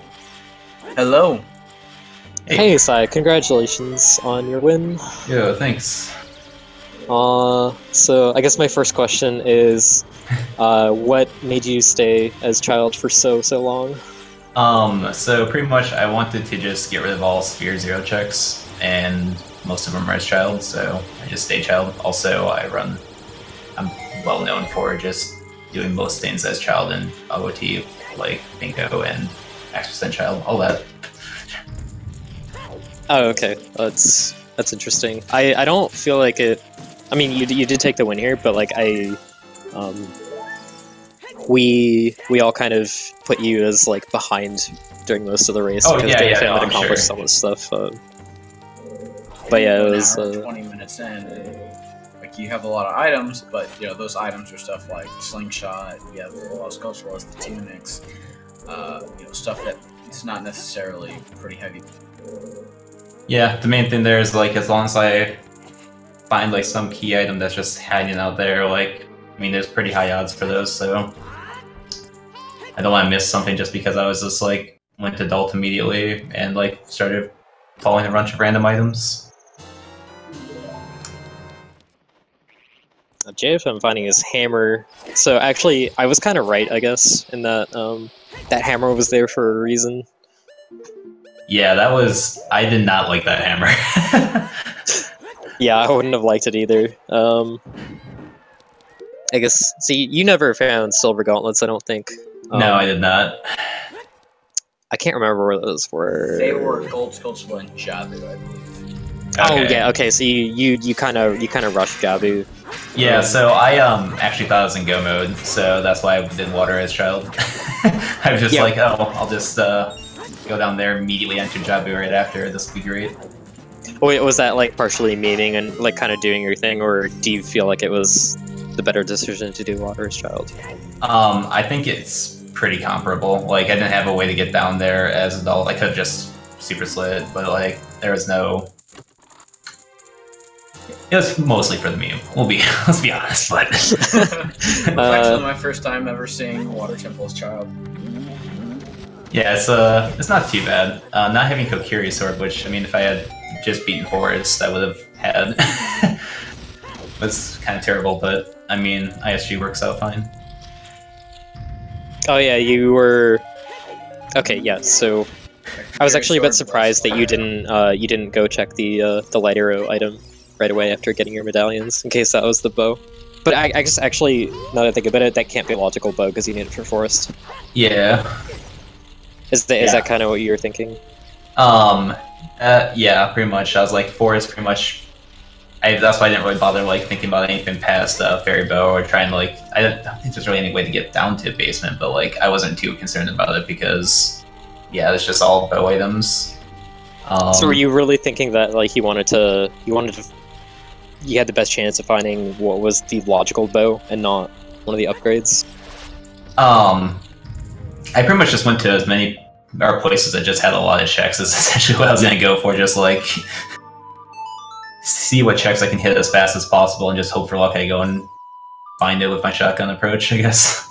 Okay, I see. That's one way to do it. There's like, I think people are kind of split versus trying to let the logic lead them to places or just going for density.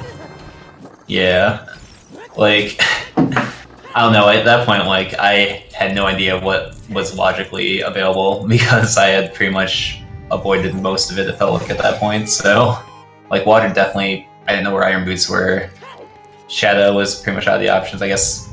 I really don't like having to do Stone Spirit, but had to do it anyway, so, well, not had to, but JFM's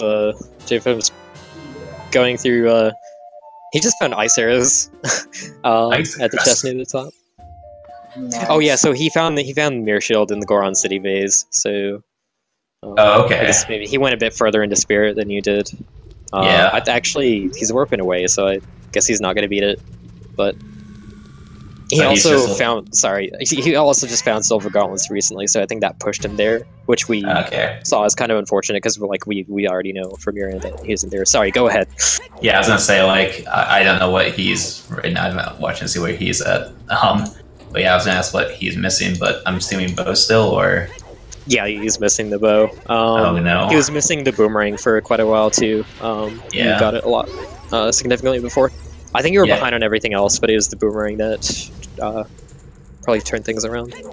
Yeah, fair. Like, I should have checked Bound Well way sooner. Like, I didn't realize actually until just today when I accidentally grabbed Rio's letter that I could grab open chest with blank A, so I don't even need to have ZL to go and grab everything in there.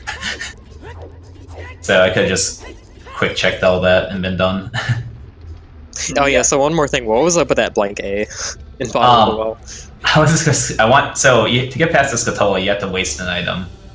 So the easiest item to go and get rid of is Decking Nuts, because I had like 40 of them. So I was like, I'll just do blank A past it and then check the whatever chest that bomb chews normally are in.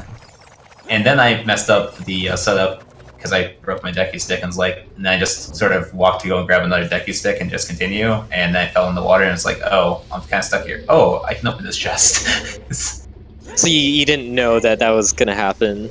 Yeah, no, that was completely accidental. We were really surprised by that. I was thinking I was thinking you did it intentionally, right? And I wasn't really thinking about the sculpture. That's a really interesting reason for doing that, and I applaud it. Yeah. Yeah, so it looked like it was intentional. It was just like, kind of, why would you set it up when like you've got ZL and you're gonna full clear the dungeon anyways? Yeah, no, pretty much just, yeah, the Scatola really sucks there. Well, I guess we all learned something new from that. Yeah, pretty much.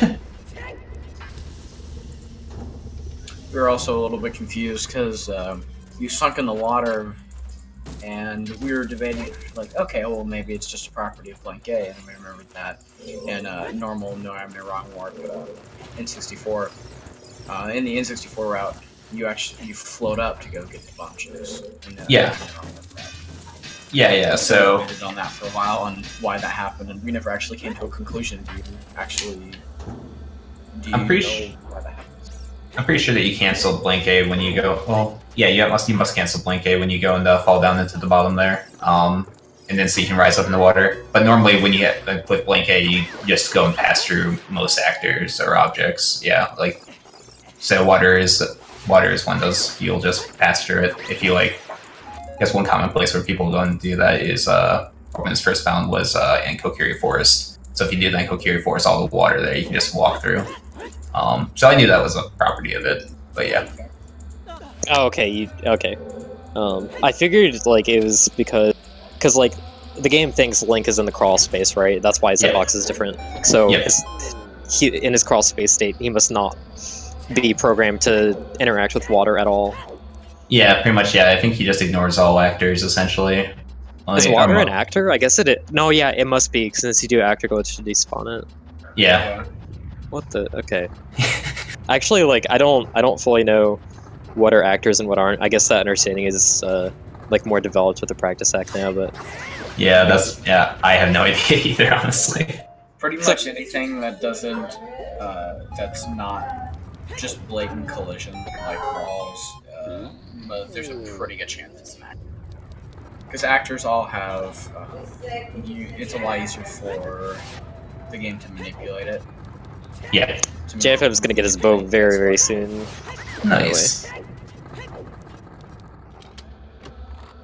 I think my favorite thing that I've done in the practice hack is actually I deleted Link's player actor and that just crashes the game instantly. Nice. I have not tried doing that, but that makes sense. Who did we have? We had was it a Pasher that was messing around in the practice ROM after his race and spawned giant cows and giant Zeldas? And... that's one thing to do. I considered just crashing my game, but I figured I should not do that. Gotta practice for the Cow Sanity tournament. Yes.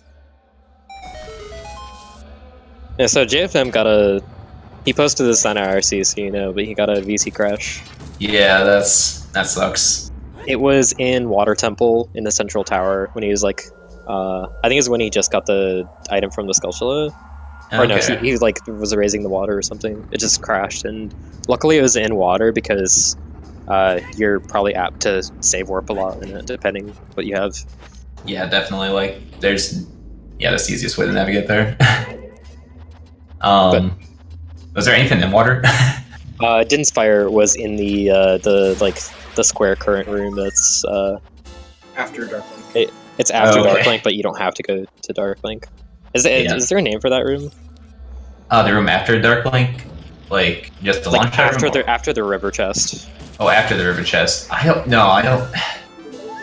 There's like 2 dragon statues in that room. Like I don't know. Like so some type of. Yeah, pretty much some type of vortex room or dragon room. I believe somebody in chat called it that. Yeah. We were actually joking that Dinsfire was like the intended dungeon item of the Water Temple, and that there should be a hack where that's a thing, and you're supposed to use it to kill Morpha. Does that actually work against Morpha? Yes, yes it does. I used to use it a lot in low percent MST. Huh. I used it as a crutch. Like you get like 4 free hits with your magic bar or whatever. Because like I did Morpho's Childs, and that route didn't have Deku sticks, so it was just Kokiri Sword, and it was really awful. Yeah, you'd have to do 10 hits with Kokiri Sword. That's kind of sucks. That's not too bad. Like you can just get Morpha in that same cycle, just going back up repeatedly, and it just takes a while. I don't think its strats were very developed. I was trying to do timed jump slashes off of the corners of the platforms, and it was really dangerous, and it was especially late in the fight. Like Morpha spawns an extra tentacle, so it's like if you keep Morpha in that like same state like I was doing there, you don't have to worry about the extra tentacle. It's really nice. I did manage to do that for a few of them, like where like I ended up hitting the nucleus, right, and it's like doesn't actually get him to spawn the tentacle. But anyways, JFM just got his bow. Nice.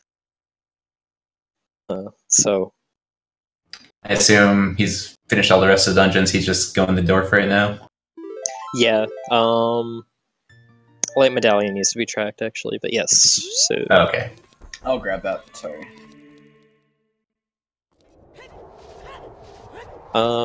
Yeah. So he's gonna finish up pretty soon. Yeah. Did you have any other thoughts on the race or the seed? No. I think the race went fine. Probably spent way too much time as a child, but yes. Yeah. I mean, I really needed to check what the stones were. Like, if I knew that I was only looking for one key item, really, like, I probably would not. I probably would have just been only looking for large chests and hoping for luck. Did you think about going to Ganon's castle at all to look for the bow? I saw it was barren, so I figured that could mean, like, I don't think any upgrades would be there then, so... Oh, no, so barren, Dotsa clarified for this for me, but when an area is barren, it can still have the non-intended, like, upgrades to the capacities. Oh, no, I would have definitely done it then. Okay. That's so many checks there. Wow. Yeah, I think actually like that's not common knowledge, I guess. So more people should probably know about that. Yeah, especially if you're going for breaking the logic most of the time. So I actually did not understand how Way of the Hero hints worked for my entire accessible qualifiers, and I routed most of them wrong because of that. I don't know, it seems like most of them are always just like Len's Way of the Hero, and that was completely worthless. Yeah, well, like the distinction I was missing, that I was told, it means that there is a specific check in that region that is 100% required by logic to be able to beat the seed at all. So, like, yeah, if there's a slingshot, but there's another slingshot in the same sphere that you can get instead, neither of them could be Way of the Hero, and I didn't know okay. that. So yeah, that makes sense. So I did things wrong. Oh, I didn't grab keys, so actually, yeah. Is this the first time he's forgotten to get that he needs Ganon's Castle boss key? I wonder. I know JFM does a lot of accessible. Yeah, JFM forgot it with his run against runner guy. Yeah, right, I almost forgot. I went in there and was like, wait a sec, I actually need to go Spirit Trial. Yeah, I saw you go in there, and I was wondering why, and then it seemed like you forgot. Yeah. I don't know how I feel about that setting, honestly. It's nice, but it's not terrible or anything, especially with like not needing gold guns for entering Light Trial. But yeah. In my first race, and my first and last, he's just realizing. Okay, he's setting FW. Nice. Gonna have to look for it now. FW would have been nice. Where was it? I forget. It was. Hold on, I can look it up. I just had Trez unlock the race. Oh, okay.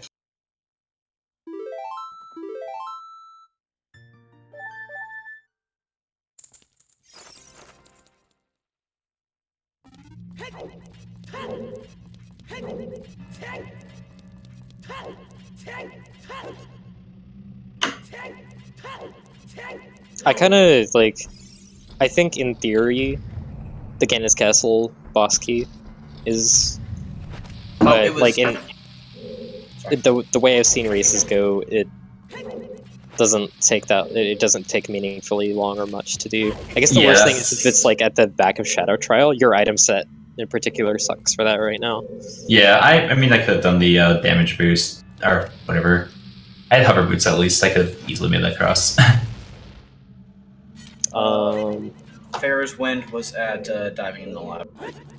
Oh, okay. There's actually like a new way to get that with like an Ocarina dive as a child that I was considering doing, but wow, is there actually? It's just new stuff gets found all the time. Yeah. Oh, JFM got crushed by the rock. Wait, what? He got crushed by the lake trial rock trying to clip and do it. Oh no. Yeah, that can happen depending on like what angle you're holding, or it's like either that's like if you don't release Z or something, it's really dumb.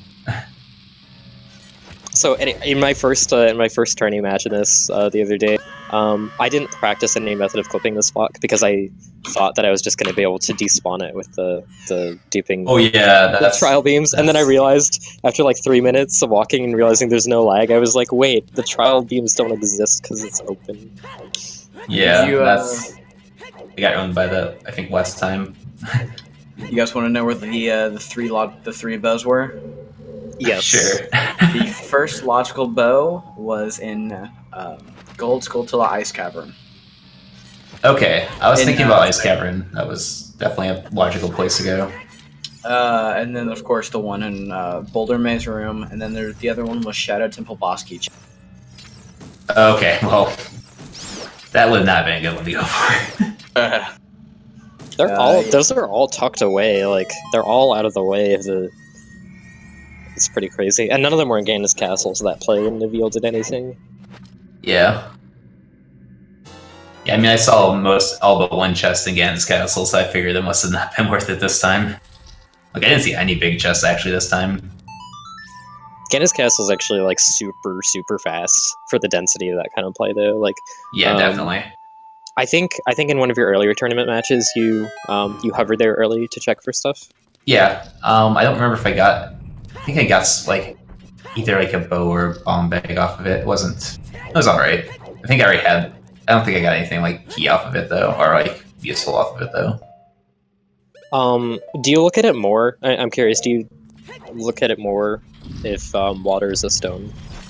I don't do enough of these races to go and say. Okay. But yeah, like I mean, it's pretty much if I don't find anything in Sphere Zero for bombs or bows, like yeah, might as well go and check out Ganis Castle, see if there's anything nice there. I guess with Forest being a medallion, like it kind of sucks because like it could be in logic that bow is hidden somewhere. Though I guess Ganis Castle would still work. So we already knew Ganis Castle's bearing anyway, so that sort of didn't matter. But it was kind of a double whammy too.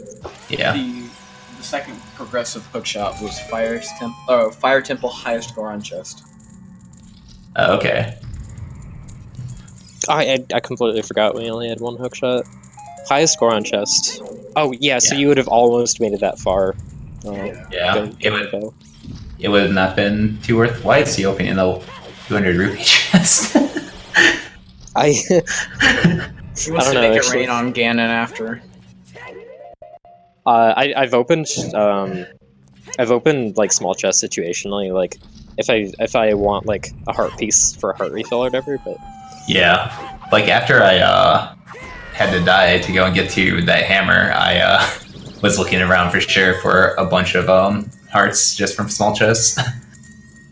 JFM had 3 hearts in the seed for the longest time. Yeah, I mean, fair. Like, there's not a whole lot of reason to open up small chests for sure. So he was in Water Temple with 3 hearts, and he tried to go for the central tower key. Oh, that's That was pretty funny. I mean, if you do the equip out of balance, maybe that wouldn't be too bad. I wasn't sure if there was one, but yeah, he was trying to kill the enemies, and Yeah, Shell Blades are not very cooperative. It's way too precise to go and do normally, I feel like. I think it's possible, like, if you could kill them all, then die. I think it's barely possible to go back for it. Yeah, but, like, I know 37th, whatever water keys, that category, does just equip out of bounds in the central tower, then, like, enters the loading zone out of bounds for that room. Just swims over the key. Which works out. I hate doing stuff like that in water. Like it's like a loading trigger for the next like part of the room or whatever. Yeah. I can never hit those properly. Yeah, the compass one's not too bad, but like all the other ones suck. Because like the compass one is just like in the middle of the one block, like 2.5 blocks in to the room. So the other ones are just like hope for luck. Oh, I guess one more thing. How did you feel about the hint for hover boots on 30? That was nice. I was already collecting a decent amount of skulls, and I was like, okay, cool. I'm just immediately grabbing those. They're so useful. I mean, 30 skulls is not a lot, and I already knew 40 and 50 wasn't needed, so... The only thing that kind of sucks with this is that with the dungeon token sanity, I guess, is that, like, there's just small chests that contain, whatever tokens everywhere, so you have to kind of open them until you go and finish up your token checks. That's kind of why I open them decently often, like at least early game. From experiences in Link to the Past Randomizer,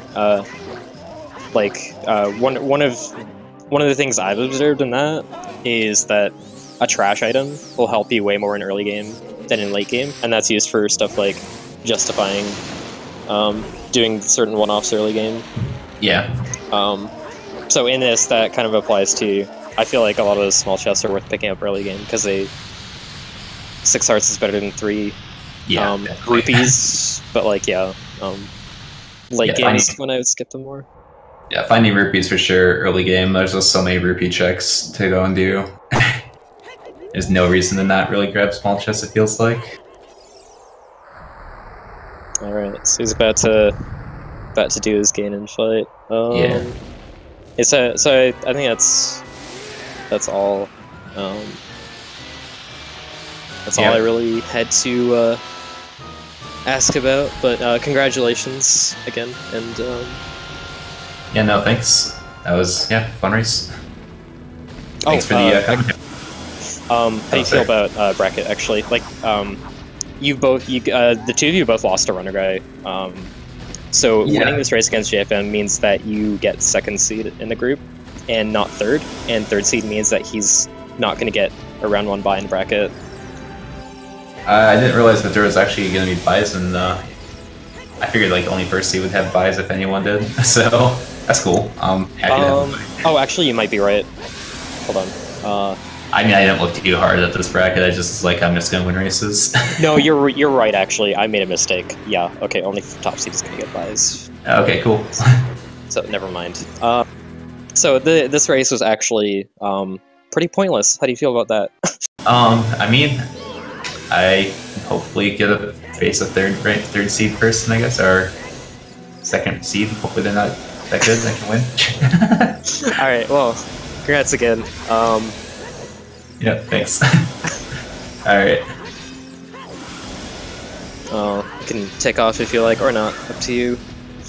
Yeah, I think okay, JFM, so I guess, I don't know. I've never really talked to JFM, so...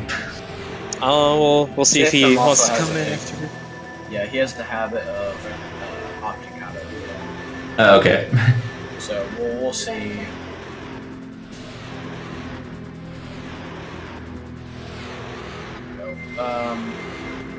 Aster, if you want to ask him in IRC, I don't have IRC. I'll address that in a second.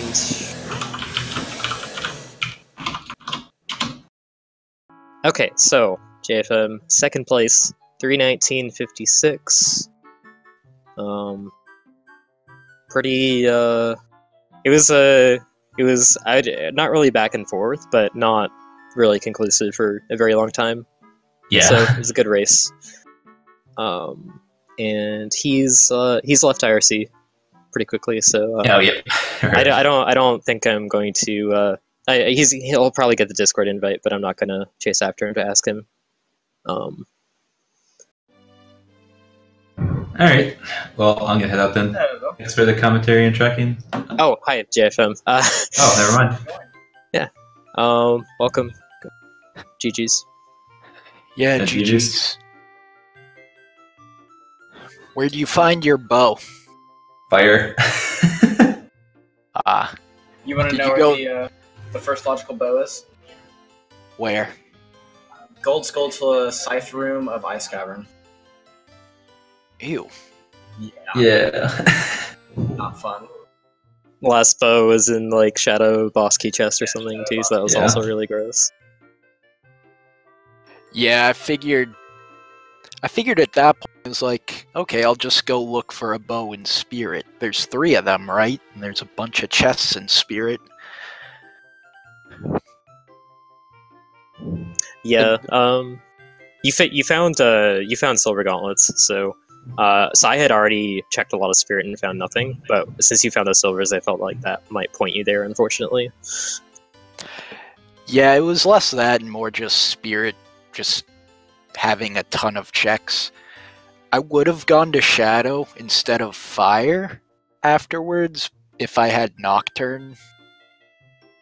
But yeah, the seed was pretty good, I think. I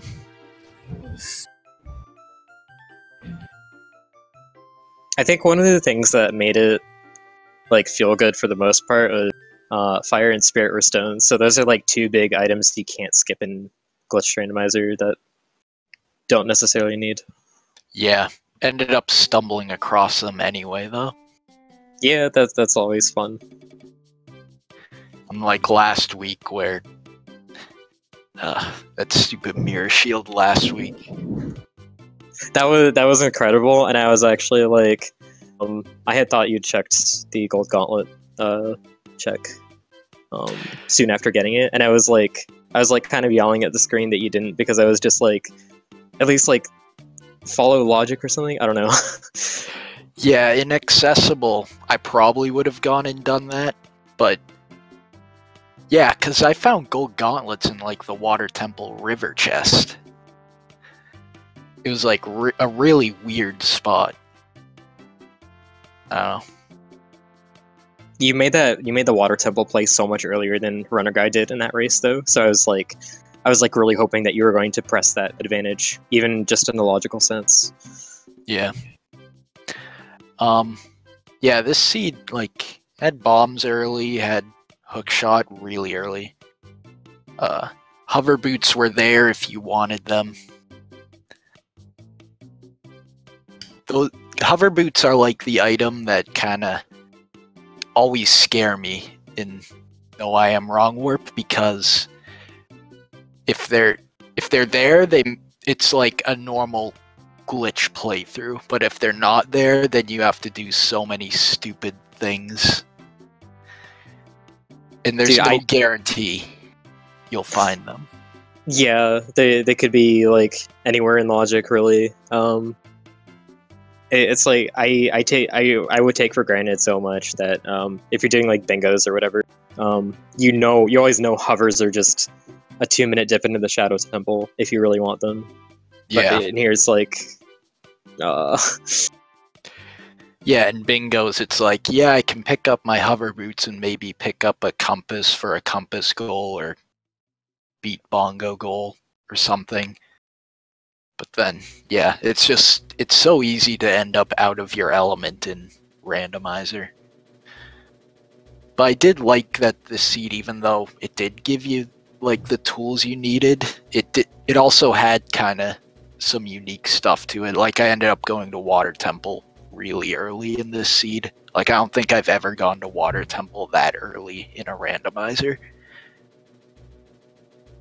I feel like you tend to go to it earlier than other people from what I've been seeing, but yeah. Well, I mean, with Dungeon Skulltula's randomized, it's like, I mean, it's more likely to have stuff. Inaccessible, I'd avoid Water Temple like the plague, though. Yeah, definitely. I'm kind of scared at some of the possibilities of bad Water Skulltula requirements in this.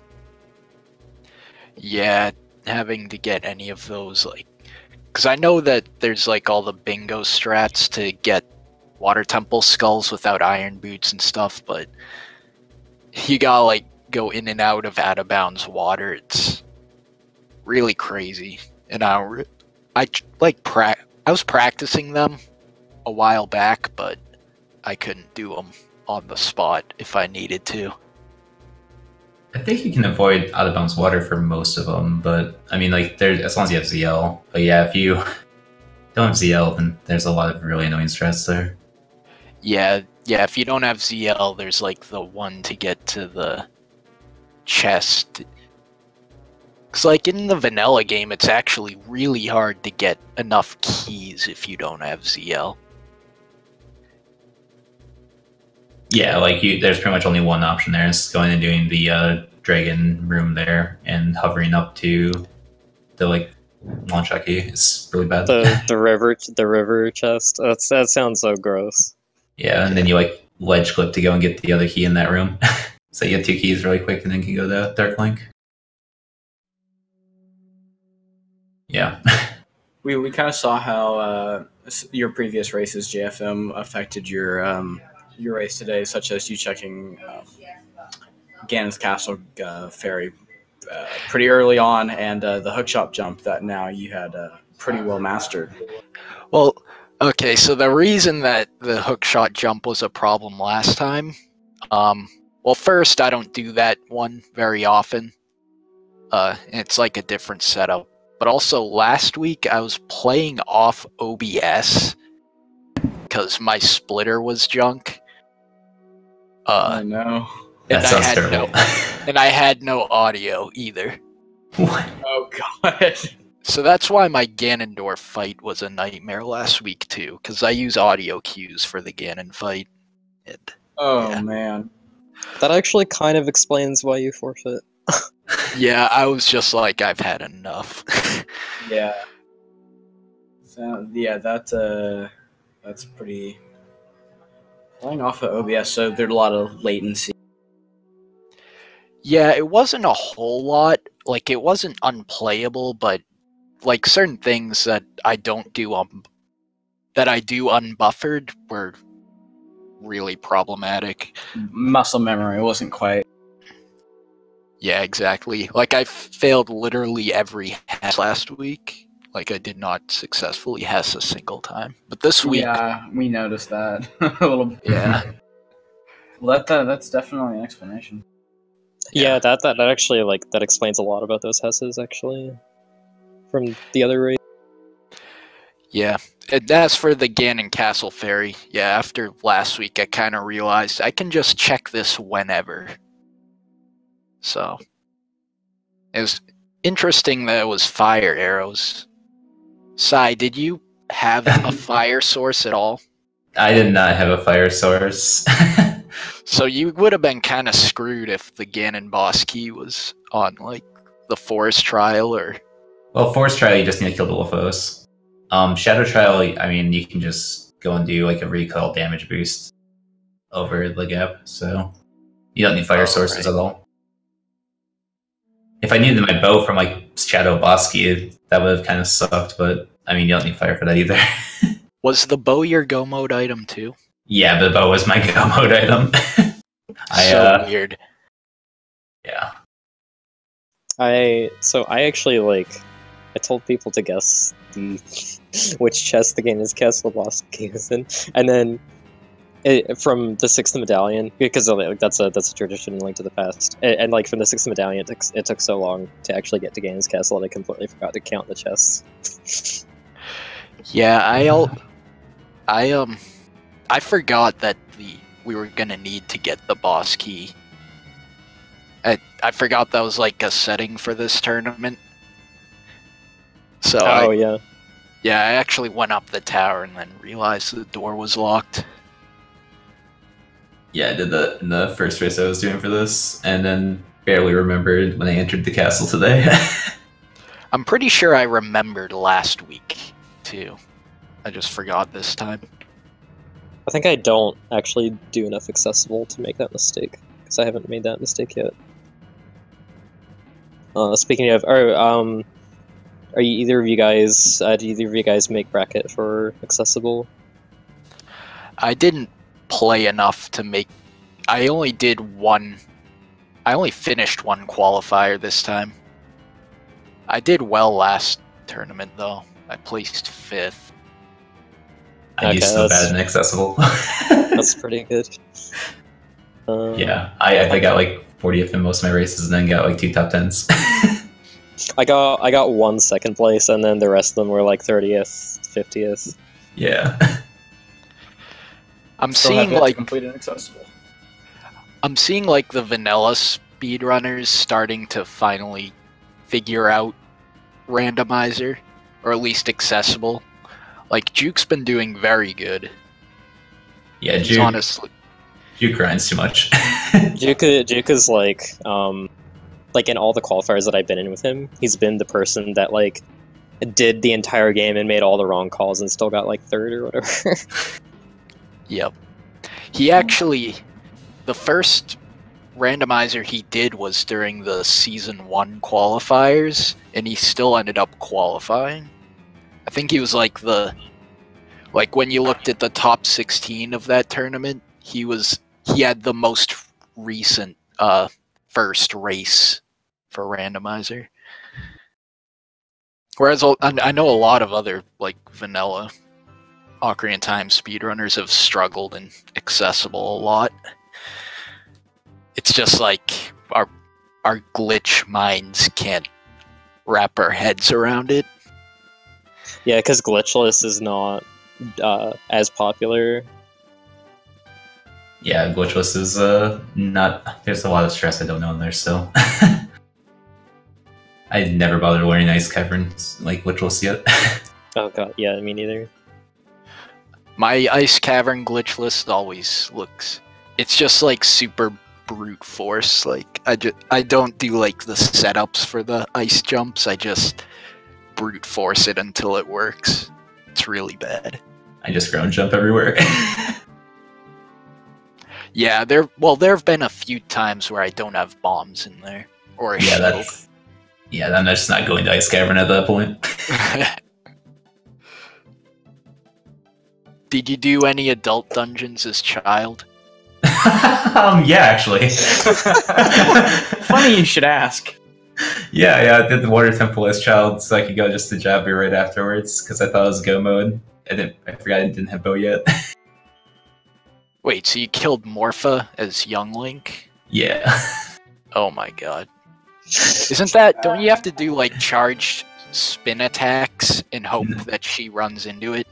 Nah, you can hit with crouch tabs. You can also use ISG with Decky Stick to get her installed. Easy. Not really... It's not that bad. Okay. Alright, just want to interject with a quick, just, if you guys, watching, enjoyed what you saw from these guys, give them a follow, and, yeah, not to completely interrupt if you guys had more to say. Oh yeah. I think I'm out of the tournament now. No, if it's top three. No. Yeah, it's top 3 gets out. So yeah. I think you're 3rd in the group, but like so it was top 3 get out of groups because we had some groups with 5, but then actually every single group that had 5 people ended up having a dropout, and your group had 2 dropouts. So Yeah, this match was pretty much just to determine if it was second or third seed. and Okay.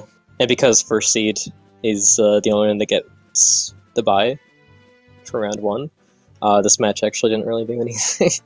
Just Rematch. change. I mean, Yeah, I mean, just change technically, whatever order.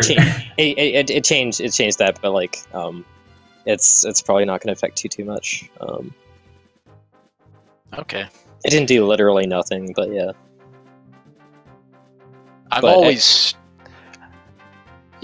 struggled with glitched rando. Like even when NMG was a thing, like I just like always, it's so scary just because there's so much potential to skip things, but it's so dangerous. Like the dynamic with Forest Temple becomes like Fire and Water Temple in accessible, where yeah, you can just beat the dungeon right now, but what if there's an item? What if the mirror shield is on like the blue post sister or something? Yeah. I really like. I hate so.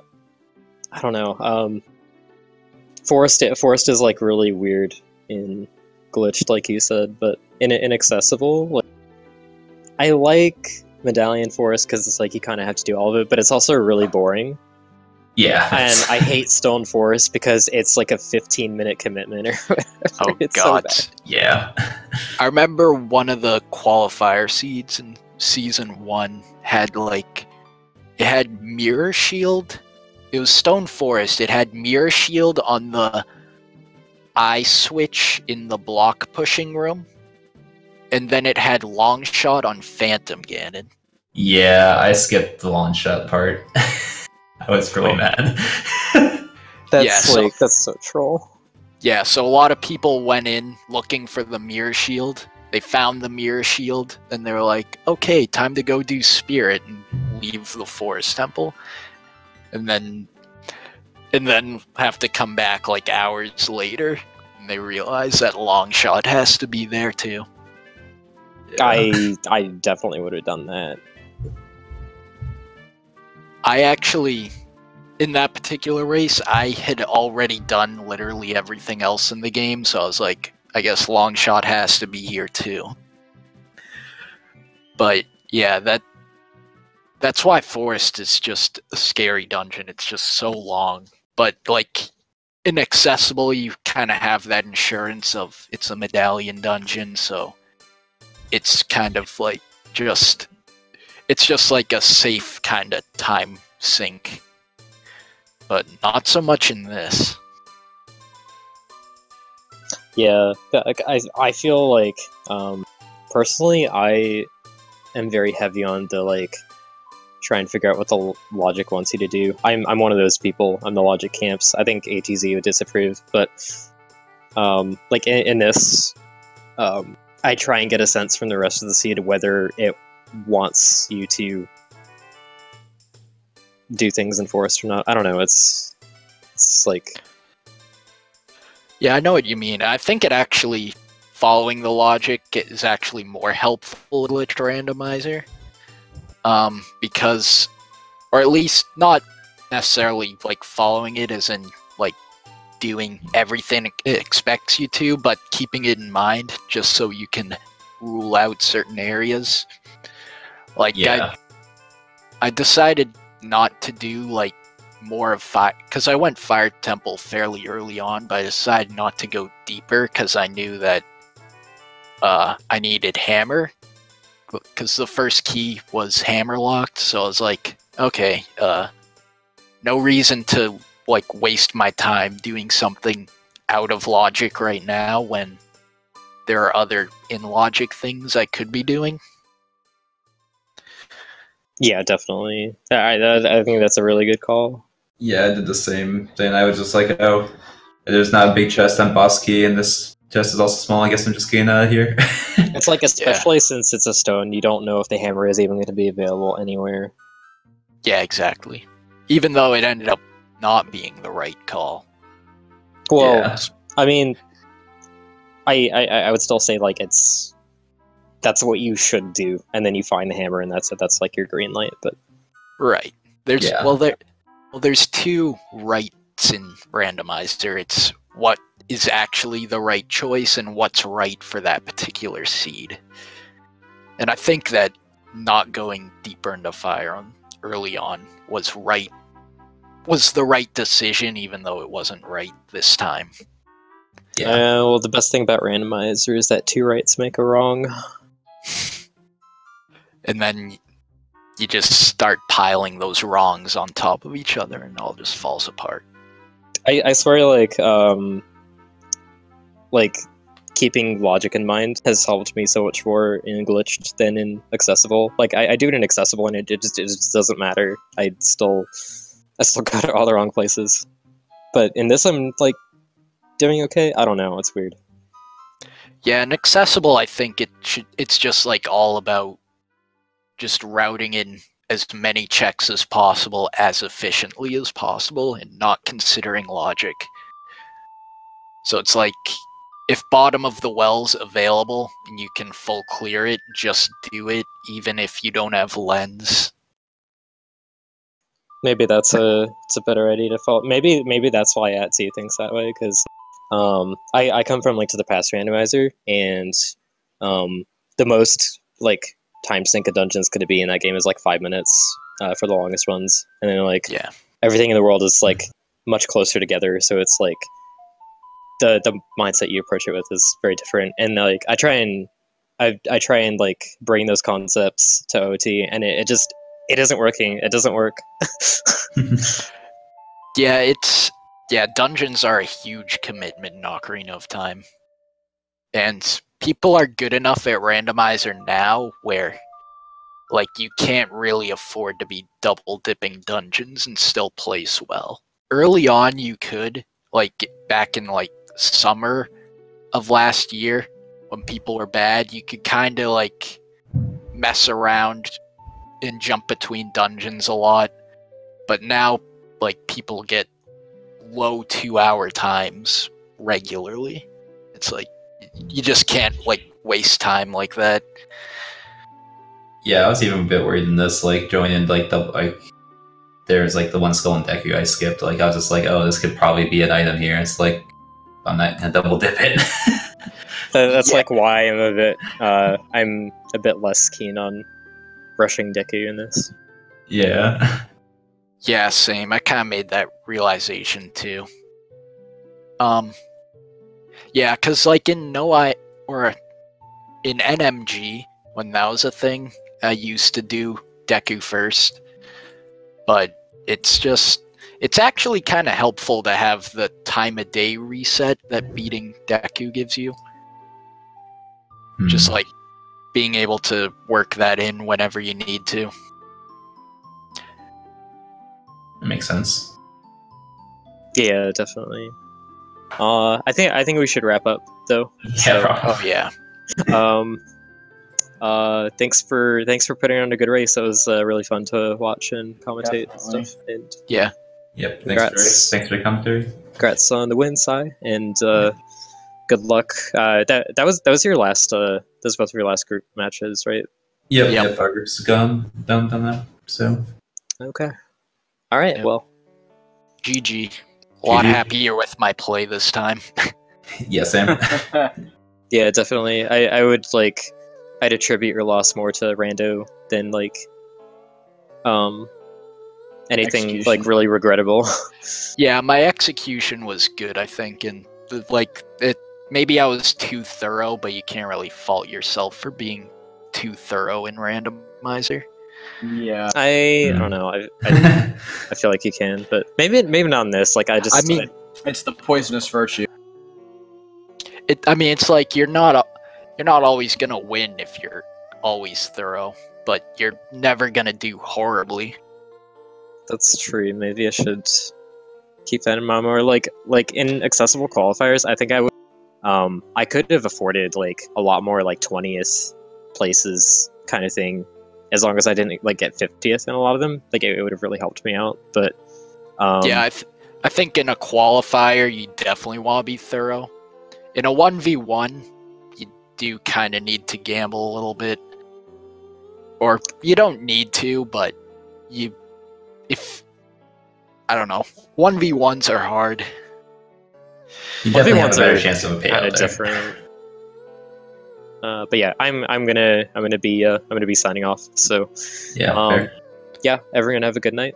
All right, take care, everyone. See you. All right. So with that, thank you everybody for watching this No I'm No Wrong Warp glitched randomizer seed. I hope you guys enjoyed. Me and Asta are your commentators for tonight, and I hope you guys have a good one. Oh yeah, follow Speed Gaming 2 through 6 for more stuff, and should have plugged a schedule or something. Hold on. Yeah.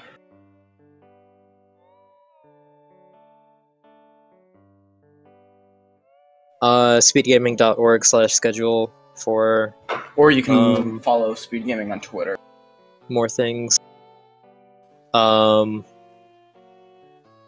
I think the rest of it tonight is just the Zelda 1 randomizer weekly. Yeah. Yeah, I think we're mostly done for the night, actually. But Alright. So I think that's about it. Anything else to say? nope. Good night. Alright, good night.